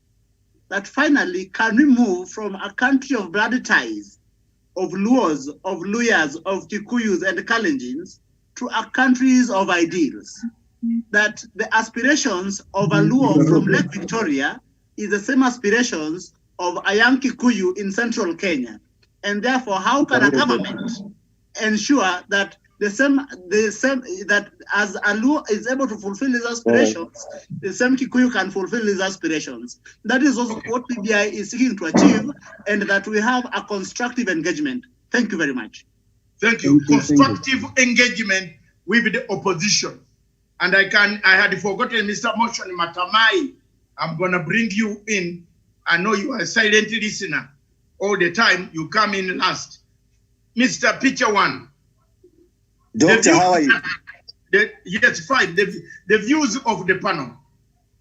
The views of the panel. Most of the people on the panel disagree. They don't like elections because they know elections has brought them more problems than more joy. What is your view briefly? Doctor, you allow me to say thank you so much for this discussion. You allow me to have a dissenting voice on election, and why I want you to look at it in a different way. I'm a very emotional person, but so I try to remove emotions when I'm discussing issues like these. First of all, the topic that I saw was the role of opposition in Africa, in Zimbabwe and in Kenya. I thought the role of opposition in Zimbabwe and in Kenya is to look for sanctions. But I didn't realize that maybe they have other things that they need to do, for example, to keep the governments in check, and also to give an alternative to leadership of the country, like what happens in the States. However, we talked also about elections. Do we need elections in Africa? I heard a lot of my friends here saying that it's a borrowed idea. It's not our way of doing things. I agree. It was borrowed. It's not our way of doing things. I would want us to go back a little bit. I heard my great learned brother, Dr. Matsanga, talking about Lobengula, talking about Chaka, the Zulu, talking about Mzilikazi coming in, and talking about our ways of lives. I was surprised that my sister, my very own sister, Abigail, agreed to that. Abigail. Because that system also, although the election system is bad, that system was worse because it enriched one man, the chief, and his bouncers. They are the ones that got rich and controlled. And in that system, nobody has a dissenting voice. If he dissented, like you, Dr. Matsanga, by now he could have gone to be with the Lord. We could have preceded Tsvangirai, maybe, if we want to keep to that system. So that system was as evil and even worse than the election system. Let me debunk something that our friends and my friends are saying is borrowed. It's not. Our elections that we have in Africa, they are not the American system elections. American system elections are something else because they do the electoral college. And you have seen that for many years, the Republicans have been beaten on numbers, but they've won the electoral college, and they have been in power. So their election system is different from our election system. What we should do is we should not throw away the dirty water and the baby at the same time. Elections are good. Let me be a dissenting voice. I know I'm going to be killed and I'm going to be attacked, but you're my friends. I know you will not do it because, and I've just checked the distance of each of you. You can't get to me. I'm hiding. Yes. Election. And in fact, you are hiding, and you are lucky you are hiding. Because yes, you are misleading the panel. and please, the panel, don't keep quiet when you are being misled. The first, yes, there is nowhere in the Plato Republic, Socrates, Aristotle, all the people that have read, who told yes, you that you will hold the election in 5 years or electoral college. No, 5 years is not good. It's not good enough. Electoral college. Where did they tell you? I don't even like the electoral. I don't even like the electoral college, Doctor. I agree with you. My great friend for many years, don't lie to us on this panel. There is nowhere in the democracy, in the founding fathers of democracy, Aristotle, Plato, and others, where it has been written, every 5 years we should have an election. Where? Show me. No. I don't even like them in 5 years. I don't even like them in 5 years. For example, you are in Lupane. When you lose a job in Lupane, your shop is closed. Does the government in Zimbabwe pay you money for unemployment benefit? Then now you want the election for what? Can I continue? No, wait. Election needs a social contract. Election for people to accept election results, you need a social contract, isn't it? In China, there is a social contract. When you get all the women, including Abigail, going to China to get goods, you are buying goods which are leftovers. You don't buy the real goods of China. You carry leftover goods, what we call surplus. China has a social structure. Have you seen the Chinese going to your nightclub to eat nyama choma? No, do they eat nyama choma? Very few now try to eat nyama choma. But the Chinese spend their time on one meal. Indians, we eat one meal. Look where democracy is very strong. People eat only one meal in a day. We Africans, we eat 6 meals. Including this gentleman speaking here. He has hammered breakfast, he wants tea, he wants lunch. In fact, some of them beat their wives for missing one meal. And we have to be very honest. But when you look at China and India, they have an Indian eats roti, chapati, small chapati with the soup, and he can work at the holiday. He understands we are not hard workers. We don't have a social contract. When Chinese come here, they don't come to mix with you. How many people have married Chinese women? How many people have married Indian women?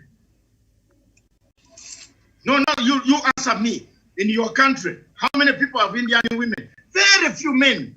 And those men must be very highly colorful to reach to marry an Indian woman. But look at how many Indians have married we Africans and left us with colored people. Honestly, look at it. No. Be nice, doctor. I am being nice. I have not. They are called coloreds. Colored people or half caste. Which one do you prefer me to say in English? So, but for us, when you go to marry an Indian wife, the Indian, first of all, asks you, looks at you from the toe up to the head. Am I going to pay my money to this man? Will he use my money properly? Because in Indian culture, it is you who is paid for marrying somebody, removing the baggage from someone. So the best boss, for you telling us that Abigail was wrong when he condemned, and when Gandu, your friend Gandu told you, this is 4 years, 5 years, you don't finish your program in Africa.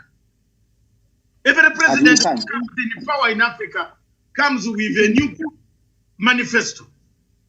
And he leaves what the other one was doing. But in Britain, where Mr. Gandu is, even if the labor leaves, the train continues to work, isn't it? But in Africa, when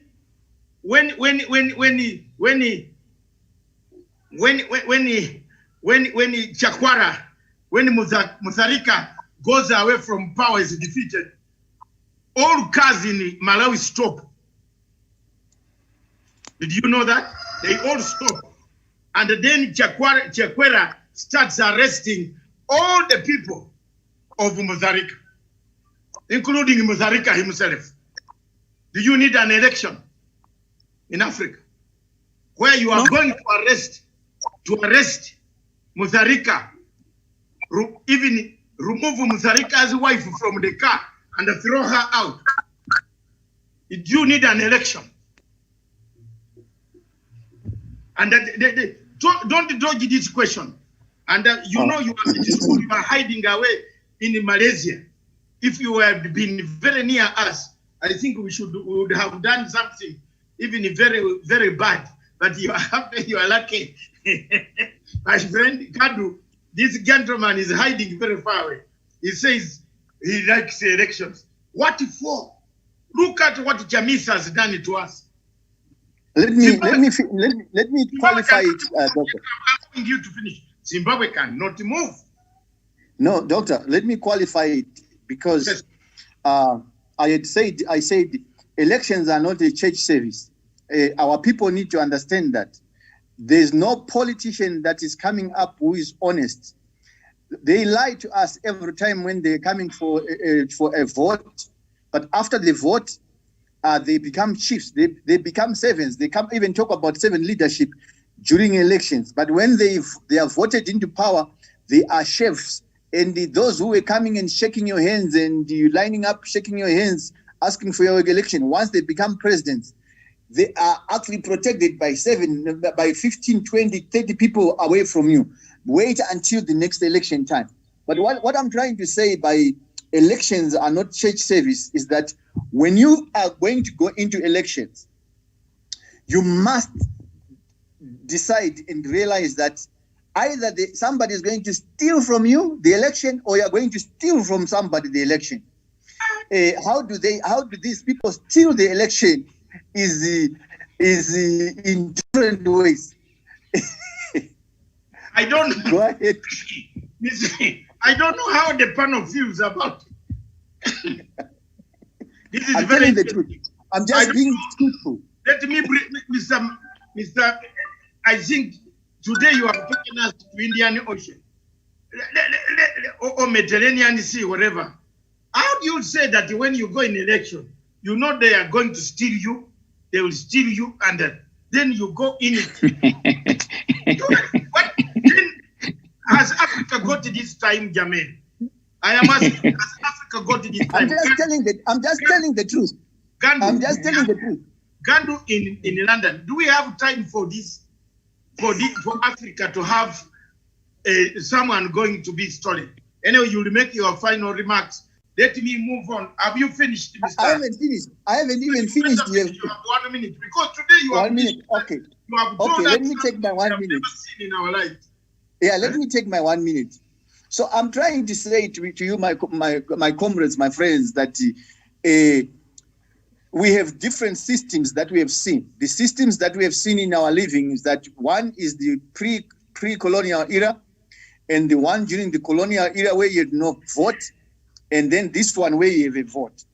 The election, this one where you have a vote, at least the majority of the people, they have a choice, at least make a choice of who represents them. The way it is being done might be wrong, but the idea of an election is great because people choose who. The idea of an election is that people must choose who must lead them. It's the people's choice. It's people choosing, not that previous primitive way of a chief whereby a clan continues to rule and continues to take and continues to plunder and do all sorts of things. No, elections are good, but they might be being done wrongly. We must just correct the things that are being done wrongly. We must allow elections to continue. This is the culture. It's not an American culture because Americans are actually failing to run elections. You have seen in every year in America after elections, there are fights. There are courts. They take each other to courts. George Bush lost the majority, but he became president. Our friend, what's his name? The one that is the pumpkin that is just going living right now. He lost the majority to Hillary Clinton, but he became president. So we need just to see what they are doing is quite wrong, and what we are doing here in Africa is wrong. But when you go into an election, you agree to go into an election, you must be ready to do the things that make you win. Okay, thank you very much. Let me move to Saxon, and then I come to Motion Matamei. Then I will come to Maina. Then I will give 1 minute each. Prepare your closing remarks to the others. Saxon, please tell us more. Does Africa need elections? Africa doesn't need elections. Africa needs to come up with its own system of governance that takes into consideration its cultural values, because elections have proved to be counterproductive. I think I've noticed that more people have remained in the elections mood over and over at the expense of development. I think Africa needs to come up with its own system of governance, not this Western borrowed for elections. As even the West are failing to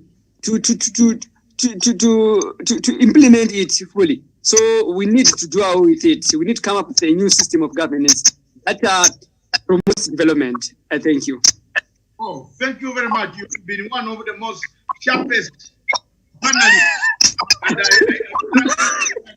you are an editor. Now, Saxon, you come to my village. You come to my village, I'll rule over you. It's a motion Matamai from Harare. My brother, we want you to talk to us. Motion. Thank you, Doc. Can you hear me now? We hear you. You can raise your voice a bit. Thank you very much. Let me respond to the first question. Does Africa need elections? I will say not necessarily. What is the role of the African Union? I would say the role of the African Union is to Africanize democracy or systems of governance, not to Westernize the system of governance. We are victims of a Westernized system of governance that is always judged at the yardstick of the Westerns. My submission, therefore, is to say the commitment that we put on elections in a period of 5 years, if we are talking of an election that comes in 5 years, we are also talking of preparations that comes within 3 years or 4 years of a political party being in power, which means by the time we get to the 5th year, political parties should have committed themselves to preparing for elections 2 or 1 year before the 5th year comes into play. What does that therefore imply? Economically, that means that every effort is directed towards keeping yourself in power. Politically, that also means that the nation is polarized on political grounds, as one has to vouch for a particular political party, as the next person is also vouching for the next political party. Political polarization and economic failure are Siamese twins. The moment political leaders commit themselves to political expedients, they are also forgetting, and it's natural that they have to forget about the economic needs of their people. What I therefore suggest as a long-term solution is to say the African Union must come up with an Africanized way of African governance, where we have long-term plans. A particular government should have a long-term plan for its people, which may take 10 to 15 years, in my own opinion. And 2, a particular government must have a clear Africanized succession plan, which does away with people vouching for particular positions because of uncertainties. In that context, I also proffer that the African Union creates a conducive environment whereby opposition political parties, all things being equal, should be prepared to accept an election outcome that they have committed themselves to, and ensure that they are part and parcel of the progress of their own nation. I will give an example of Zimbabwe in the context of MDC, Chamisa, and the View. Look, Chamisa did fairly well. He represents a good number of Zimbabweans. Garnering above 40% of Zimbabweans means you have done fairly well. You have got 40% of the voters. Instead of you not supporting the status quo of your government, you are punishing inclusive of the 40% that voted for you. Instead of you supporting the winner and ensuring that your 40% is equally safe, you are busy punishing the very people that also entrusted you. So we need an African Union that is responsible enough to ensure that even opposition in politics are prepared to work for the good of their own nations, are prepared to work for the good of their own people, that the few that voted for them, even if you get 10%, respect that 10% and ensure that you support them in a way. My conclusion, therefore, on my submission is to say, we need an Africanized African Union, one that respects the values of Africans. What we have in the moment is a westernized African Union, which borrows everything on a copy and paste strategy from the Western, which I don't like personally. Why can't? Okay. Thank you very much. Thank you very much. Motion for the benefit of Africa. I thank you. Thank you very much, Motion Matamai from Harare. Now to our last speaker, the brother of Mahamat Faki of the African Union. Ambassador Maina, we don't know where you are this time, whether you are in Paris, but wherever you are, thank you very much, Your Excellency. Just, you have been one of the proponents of saying, let Africa find its own type of democracy.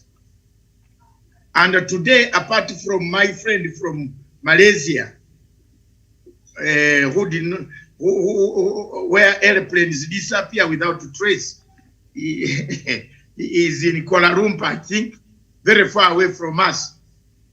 The whole panel seemed to be in your favor.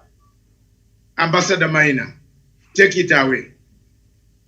Thank you so much, panelists. I want to congratulate Mr. Douglas, the young leader in Kenya.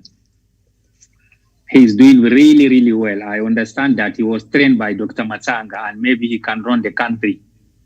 But meanwhile, running a country is not a joke, because we Africans, we have forgotten one thing. Dr. Matsanga will ask you a question. You first as a leader, do you believe Bobby Wine can run Uganda? Do you believe that he can be a good leader of Uganda? To develop Uganda? I'm asking you a question, yes or not? Yes, he is.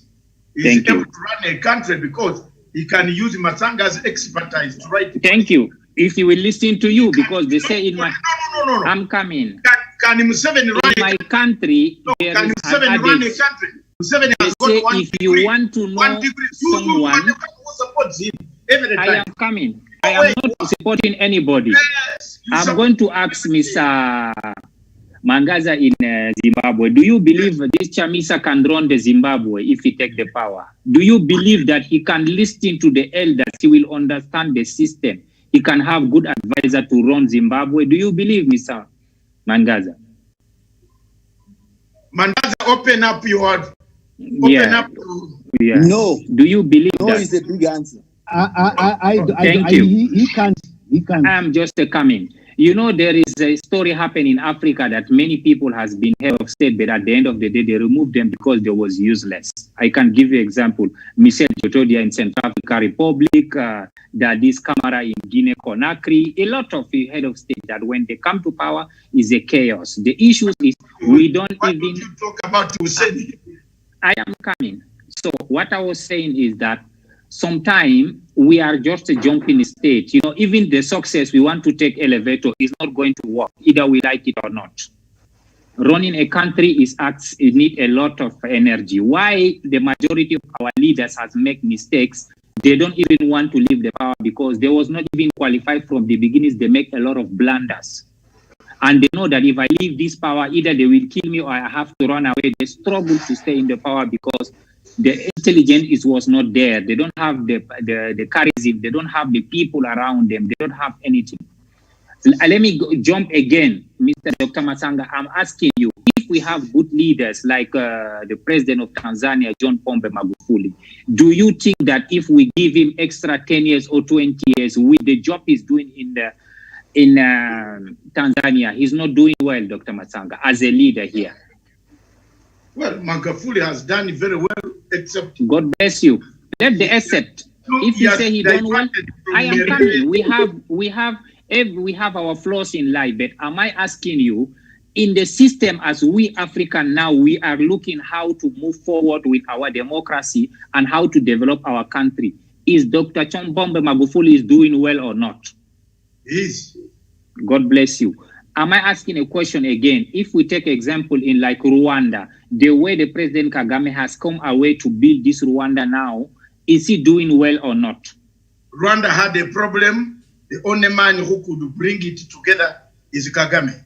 But God bless you. So, it's okay, but it's not for me. I am not here to see the flaws, because when someone is doing well, mean that we can restructure it to move forward. That's why the West is colonizing us, because we have not started doing well. This West also have started with a lot of flaws. They have under 200 years we struggle in order to even think about this democracy. Yes, sir. Ambassador wanted to check, how is your brother doing at the African Union? Is he doing well or doing bad? I am coming to that. These African Union issues, I discussed it more than 100 times. Sir, let me tell you one thing. The Airbus A380 in design in France, right? Yes. France country have to tell you how to operate the Airbus. The Boeing is designed in United States. The US people have to tell us how to operate. African Union is designed by the West, it's funded by the West. We are just the people who's dancing the music. You don't want to agree that, but you are spending your time to blame. If you talk example of Zimbabwe, go as a Zimbabwean or as a Uganda and find out how many years even you have failed to contribute just the contribution for your own good in AU. Many countries have not even done it. My country, Chad, maybe they failed many years, they have not contributed. This is Western people always bailing us out, giving us money, paying our offices, building our building. How do you want them not to decide for us? We spend our generation just talking. I said it. Moussa Faki is just a pilot for Airbus 380. So France have to tell him how to pilot it. Airbus is not designed in Chad. Chad don't have any factory. Where are you taking us to? Where are you taking us to? What I'm telling you, you need to stop blaming if you don't understand the root cause of the sickness. You need to know what is the problem. The problem I told last time, Dr. Matsanga. The problem is Faki. And where is he piloting us to? The problem is where is he piloting us to?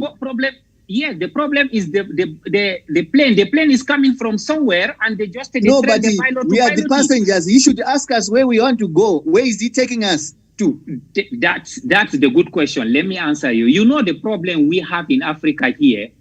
We think what we need. We don't understand what we want. What you are talking is a need. The need is not necessary in the world, my dear. It's what you want is important. Now you don't know what you want. That's why someone is designing it for you. Like Dr. Matsanga was the witness. Last time I think, in order for us to, I'm coming. My friend, we know to talk. Africans know what they want. That's why they don't know. Africans don't know what they want. If you tell me that 40% of Park is out of order, if you tell me 40% of people went to vote someone they believe that he cannot run the country, how do we know what we want then? 40% of them don't know what they want. So finally, the majority of the African, we don't know what we want. How are we voting for someone that we are not sure he can run us?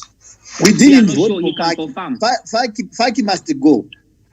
It's okay, even Faki must go, but if as long as it's the Airbus 380, France will bring another pilot. They will teach you how to pilot it. Only when we change. We will walk by foot. You don't get my point. This is African story. Africa, the only things we know is to bring tension. We don't know how to bring solution. That's why we are hurting ourselves.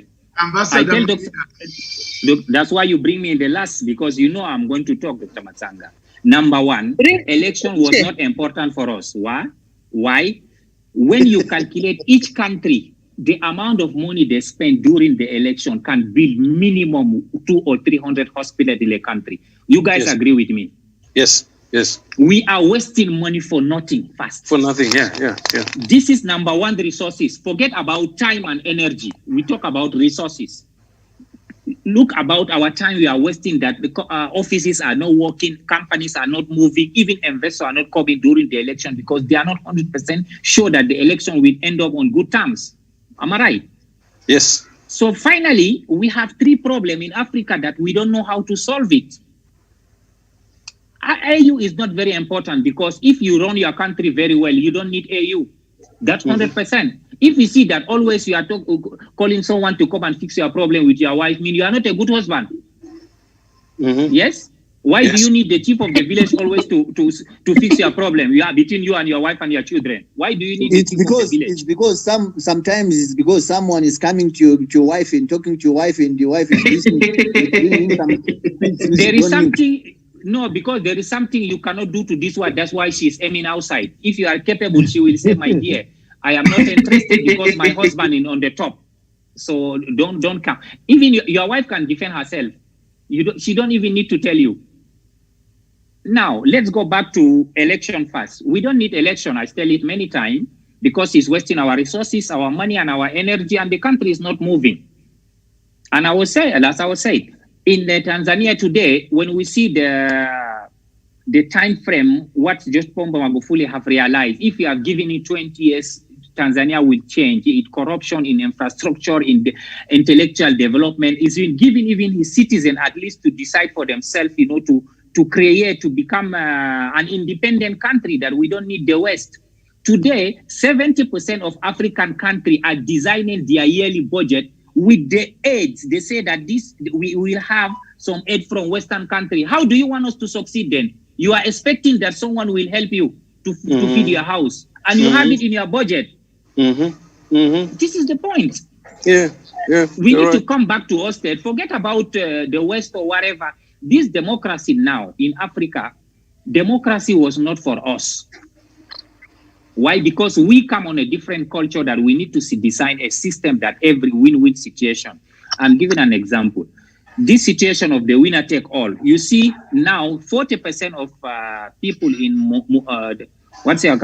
Zimbabwe, they are not even working because they are from the other guy, right? They cannot get a job, they cannot get an office position, whatever, because it's the winner take all, right? That's not true. That's not true. That's not true. You know that in Africa. Let me finish. There is nothing like that. Do not let me finish. Dr. Matsanga is a witness. He's the elder here. You know that if you are in opposition, you are not lucky to get any position with the government. Am I right, Dr. Matsanga? Am I right, Dr. Matsanga? Now, the point that, Maina, you are making, Zimbabweans themselves are here, and they can answer for themselves. Don't bring under. You know that. Me and you know me, I don't like you because of. It's okay. I am good. I don't like you. That is what makes the world great, because people have a different opinion. That's how making the world very successful. Let's remain as friends. But on Muhammad Faki, that Chad man from your Chad country, who's your brother? Have brought a system that we Africans can come together to redesign the system of this African Union. I said it. We as the people today, when we decide as a people of Africa that we need to take the funding of AU in our hand, we will decide for this AU. We will know who to put it. Because the foundation of the yes, sir. Minor, wind up, because we want to go. We want to give each one. I want to give our guests from London, and our guests from Harare, and our guests from Nairobi, to give a summary. 1 minute. Yes. Yeah, let me go there. Now, regarding the AU, I was saying that we need to come out with the framework that how we can take over it. And how we can take over it is, we have to contribute. We have to make sure that we contribute. We will have our voice there.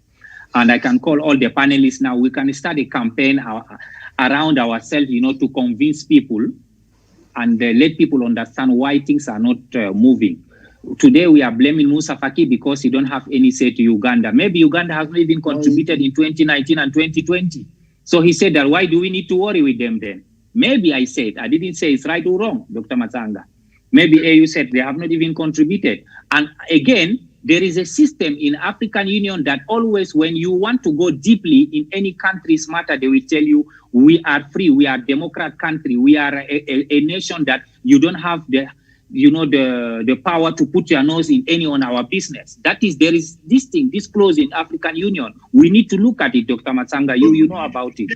we need to change the charter. Thank you. We need to change the charter. So in order for us to come to blame the boss, we need to see first the root cause and to arrive at the boss. The boss is just a pilot. If the tire is not working, what the pilot can do? It's not because of my family. No. Now, let's talk about the sanction we are having from the West. Yes, the sanction we are having from the West, either in Zimbabwe, Congo, DRC, many in Cameroon, in Chad, wherever. Those sanctions we are having because they might. Why are you given 2 hours? Me, I never given 2 hours, my dear. I just came. No, picture one. We want Maina. Maina is our great ambassador for Africa. But he's lying. We are giving you about Zimbabwe. We are okay. Time to tell him. That is your opinion. I'm just asking you a question. Even I'm lying or telling the truth. I'm going to start with you, picture one, as soon as he finishes. And then can I continue, Dr. Matanga? See your face. We are talking here, Dr. Matanga, we are talking here about Africa. We are not talking about special countries. But in order for you, to understand the framework, the system, you need to take an example. I can congratulate Kenya is doing well. Either whatever we like it or not, they have gone far because a lot of things has been implemented in Kenya. They are doing well. Zimbabwe also, they are doing well. Well, you see that. There is we need also to go back to see the flaws, at least for us to start to restructure the system to see how we can move forward. Right, Dr. Matsanga? Now, the issue of the sanction we are having from the West is one thing. The majority of we African or our leaders, if there is any problem, we need to involve people from the West to come and help us. Why we are having a lot of sanction? Now, if there is any problem in Chad, is UN have to come to be in charge to start fixing the problem? Then we African, we are not being able. They put their money, their resources, so mean they have a say on it. This one also, we need to come together to find out which frame that we can implement in our system, that if there is a problem in Africa, we don't need UN. We African can go and fix it. So mean that if America say he will sanction Uganda, we tell him, America, on which base? America will say, I'm sorry, because he don't have anything to say. But now they are the one having to say. I think if I can get Ambassador Maina, you are saying Africans ourselves don't have unity to say no. God bless you. We have not even designed this system to say no. On Zimbabwe, I can agree with you for the first time in 200 years. On Zimbabwe, always you will agree with me. Yes, in Zimbabwe, we have been passing resolution and fund resolution, Mupambi. African Union has been passing resolution, apparent resolution. But when Obama came here and segregated Mugabe from meeting, yet Mugabe was the chairman of AU, which African heads of state should have refused the meeting. Yeah. Am I wrong? You are right. They would have said no. You're very right, brother. If you are not meeting our leader, we are not meeting you. Because you have segregated our chairman. Yes. But African heads of states flew with their jets parked at a Bole airport. They met Obama and clapped at the market. Of course, because if you don't get there, who's going to pay the money for this AU? We have no unity. It's America. Yes, we have no. Look, we have no unity. Mupambi, agree on that. SADC has stood with Zimbabwe. At least there's unity in SADC. But AU has no SADC. For me, I'm asking my brother Mupambi, in order to be a leader, you don't need to use emotion. You don't need to use sympathy. We need to see our root cause. Mupambi is a sister. Okay, sorry.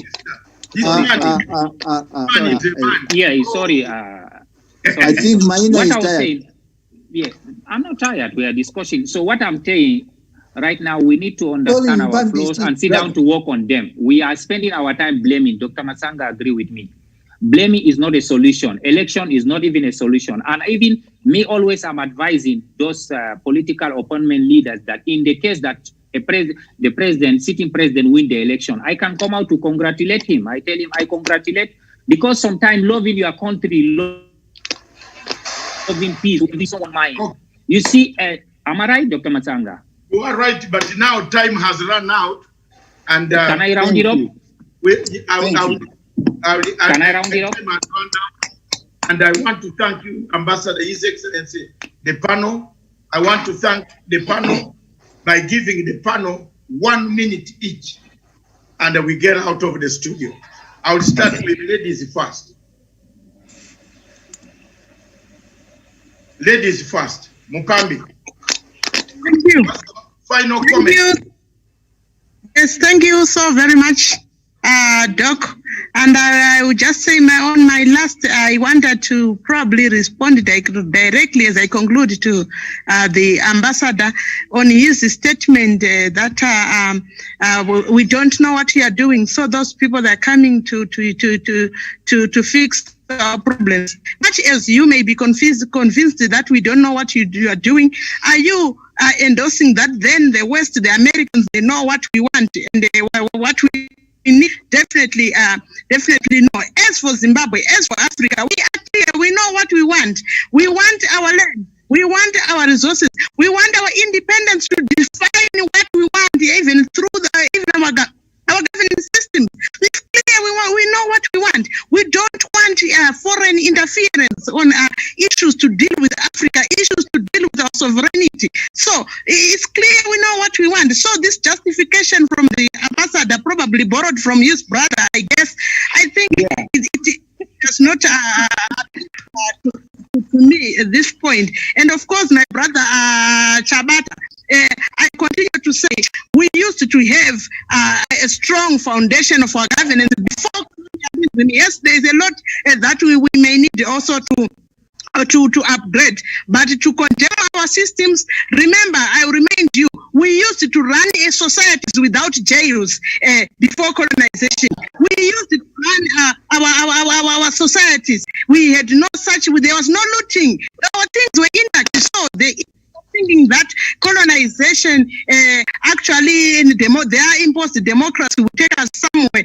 Definitely no. So Africa for Africans, Zimbabweans for Zimbabweans, we are confident enough that we know what we want. We don't need interference, and definitely together, united in our diversity, we can define the new roadmap for Africa. Thank you very much, Amai Abigail Mupambi, and you have done a good service by answering His Excellency Ambassador Maina. You will have his last say to also greet the world and maybe respond later. But let me go to our guest from London. We, in the cold weather, we have taken you away from your workplace. That's your parting shot, please. I want to just start by saying that it is incorrect to say that our traditional leaders were the ones that benefited from our traditional society setup. It is a white man's narrative on African systems of leadership. It's wrong. It's Chabata who is saying. Yeah, it's wrong. It's wrong. He read the wrong history, Chabata. He read a white man's history. It was not written by Africans. Our dependency on outsiders is going to continue hurting us. It will hurt us now. It has hurt us before, and it will hurt our future. We need to start at this point resetting ourselves and changing our mindset so that we begin to think afresh about who we are and where we are going. Thank you. Thank you very much, my dear comrade Ngandu from United Kingdom in Luton, a very good place, very well organized area. I live in Surrey, where I am now. You across the bridge, the best place where you can live. You know the people of Surrey.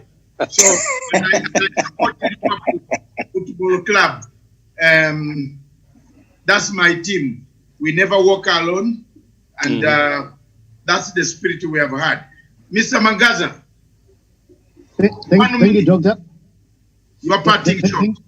Yes.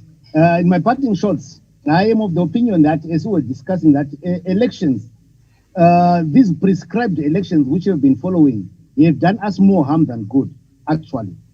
Because we find out that they are retarding growth. People spend more time trying to make sure that they have got to remain in power rather than developing their countries. And so, which means we should move away from that system whereby we've got prescribed elections. And then we've got to have a national agenda whereby we discuss as a country and find out how we can have a leader take us through a certain period, 10 to 15 years, and then make sure that at least what his plans or the plans, the national agenda is achieved, the plans which he has for the country are achieved, so that whoever takes from there will carry on with the projects which already are in motion, rather than projects which are just on paper and then will continue to be on paper for a time immemorial. So I am of the opinion that let's move away from those 5-year terms and then get on to a new paradigm shift. Thank you.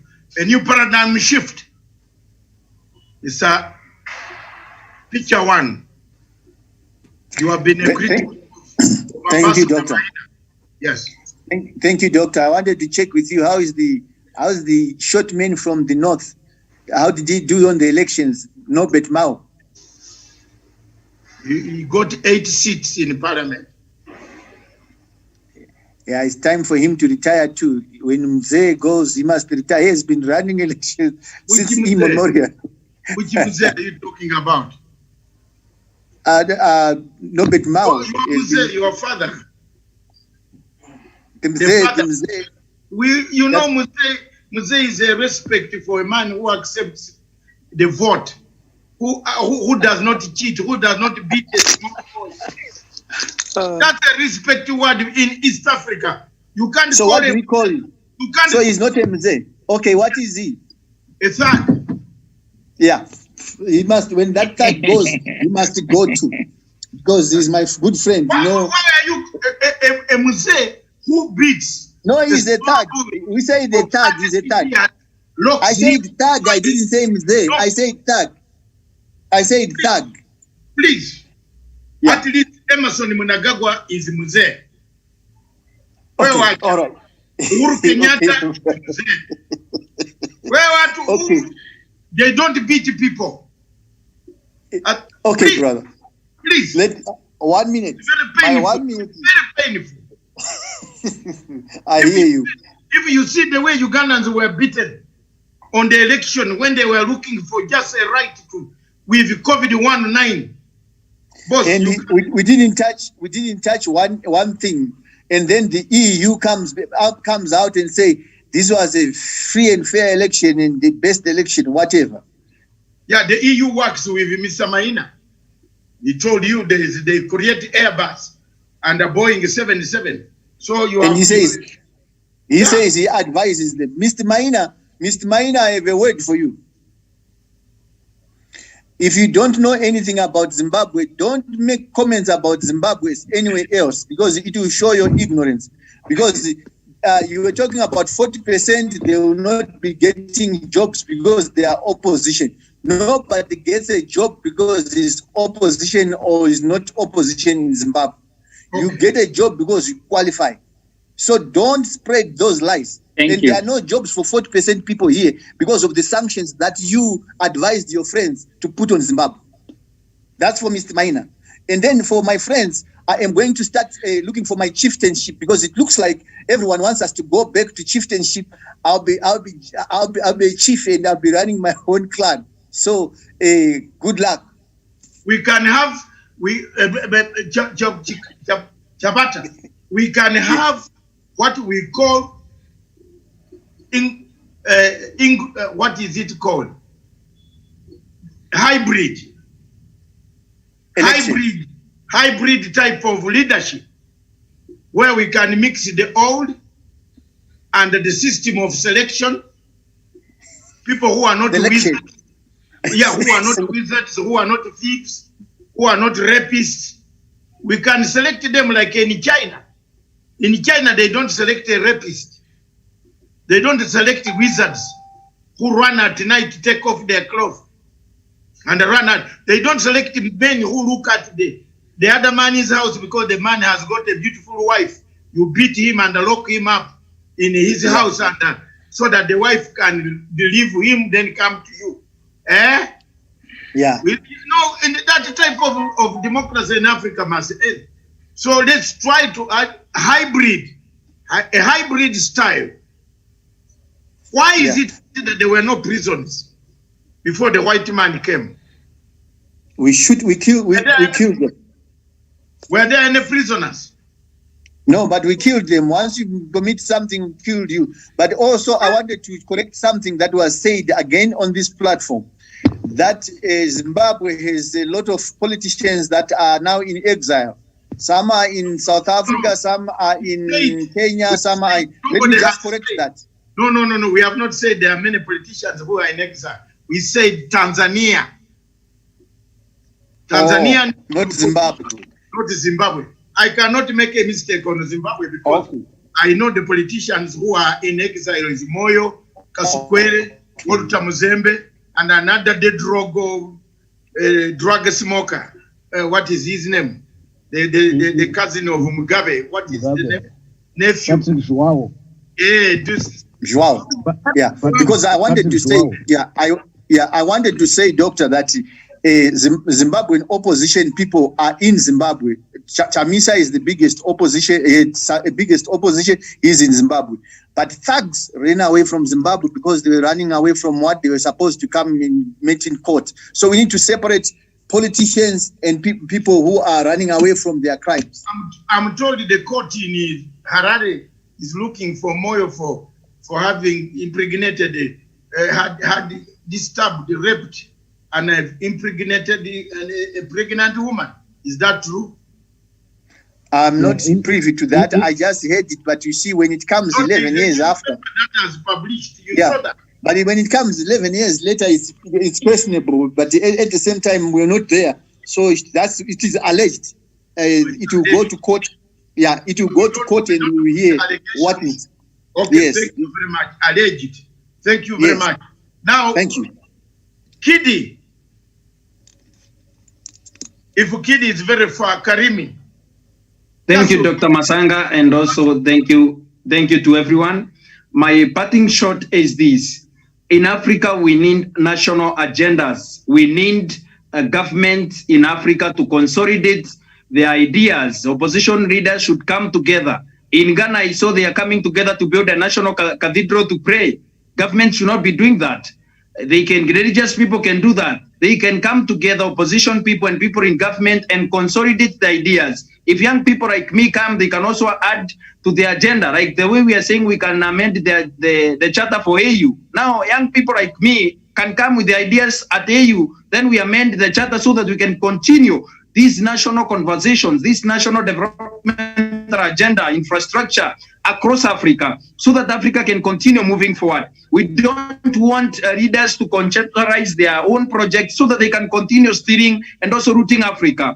We want leaders and Pan-African leaders that can be able to continue with the development and the economic emancipation of our people. And this can only be achieved if we can have national agenda that can be able to be incorporated by any leader that comes into power, whether it's after 10 years or 20 years. And this issue of elections in Africa, we need to do away with it. If a particular party in the coalition of parties that form government come together, they can choose one person to run for 10 or 20 years, continue the national agenda, and also another person from another party can continue, and also everyone, so that we can solve what His Excellency Ambassador Ghana Maina said, that we can solve the issue of winner take it all. Again, on the issue of AU, we cannot, I agree with His Excellency Ghana Maina, we cannot give our voices. My voice today cannot mean anything to AU, because Mohamed Faki is also getting instructions from people that fund AU.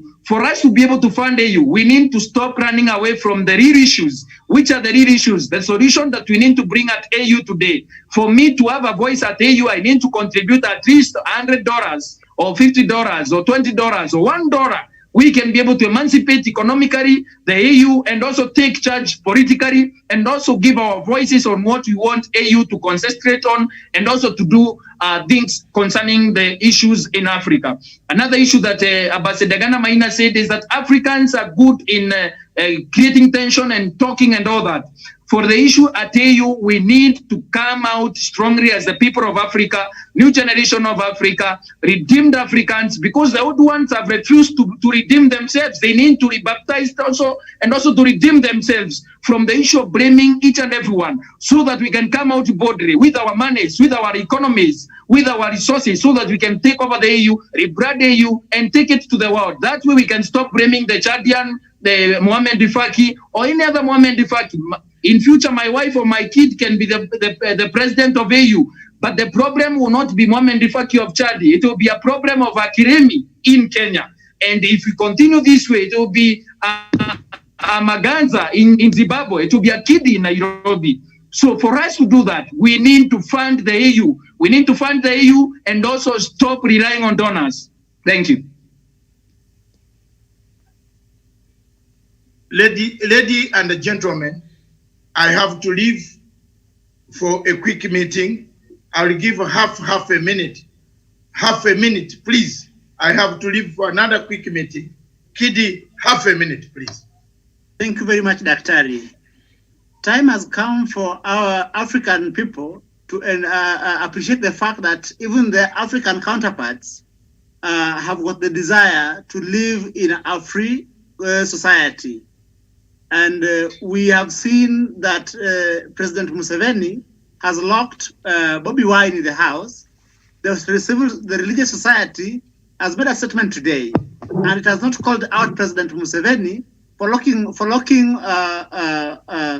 his opponent in the house. That is an atrocity that cannot be left unchallenged. All Africans of goodwill must speak up where such a violation of human rights takes place. Thank you. Thank you. Thank you very much. You are very precise. And lastly, Amaina, just please have a minute. Ambassador. Yeah, Dr. Masanga, I want to talk about two things. Number one, I don't know. I'm going. Yeah, I have discovered two things. Yes. During the monoparties, before this democracy and a lot of election, when we investigate, we find out there is a lot of infrastructure and a lot of things has been done in Africa than now. I don't know if you guys have understand what I'm saying. Before, yes, when we was having, when you see the infrastructure of the countries, building the universities, so school or healthcare centers has been done more before than we have now multi-party and all democracy and Western energy. So mean that we need to go back also to study what happened, right? And number two, I'm going to ask also my brother, Mr. Douglas, who is very young and doing very good, if there is a way we can try to start a campaign that fund AU to have a say, like have a young people that can build a platform that we can start doing something. Because let us start, the best time to start is now, Dr. Matsanga. You are an elders, you have a platform, and we can do a crowdfunding that fund AU to have a say. You know, we can start. There is a time that this thing will pick it, and when it pick it up now, we can sit down to say, AU, that this is our aim and this is what we want from you. You want to listen. Number three, thank you. I want to thank everyone who's on the panel, but what I've understood that this panel is for all Africa, is not for specific countries, but in order also to understand the view of the whole Africa, we have to take an example of one country. I don't know if my brother who is in Asia has been in the government or has worked for any government, but what I know from my country or from some country have visited, if you are an opposition leader, it's difficult for your people to have a say to be in the government because our African people are dying inside. Either we like it or not, Dr. Matsanga. That is the truth. So we need to come out to see that if we can create a platform also that these opposition leaders after the election can come together to sit down with the head of state winner to say, okay, this was an election. How can we work together that you choose even in my people also to put them on the government? Because at the end of the day, it's our country. We have thank you. Yes. Thank you so much. Thank you very much. Thank you so much. Thank you very much, all of you in Nairobi. Thank you very much, the technical team in Nairobi. Thank you very much. Where is Miriam? Where is Miriam, doctor? Where is Miriam? Thank you, doctor. Should be coming next week. Should be here tomorrow at 1. Thank you very much, all of you. Thank you. Greet everyone. everybody, wherever you are. Ambassador Maina, Kidi Mwaka, Douglas, Amaya, thank you. Abigail, Saxon, Gandu. Thank you very much. God bless you. God, until next week on Tuesday, the same topic, the same lecture, not the same topic, the same program, Diplomatic Leaks, returns with another subject around Africa. Thank you very much. That is Punchline Africa Television from the Political Command Center in Nairobi, General Headquarters, and London, where we are broadcasting from. Bye.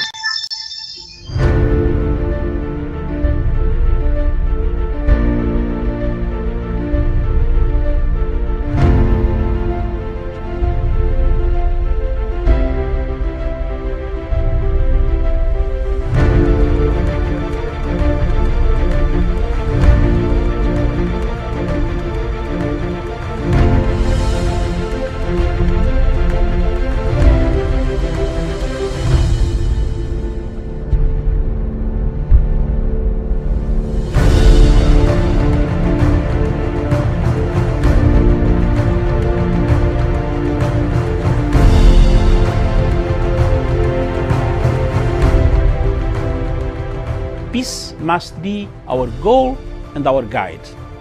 And all that we strive for as a human family, dignity and hope, progress and prosperity, depends on peace.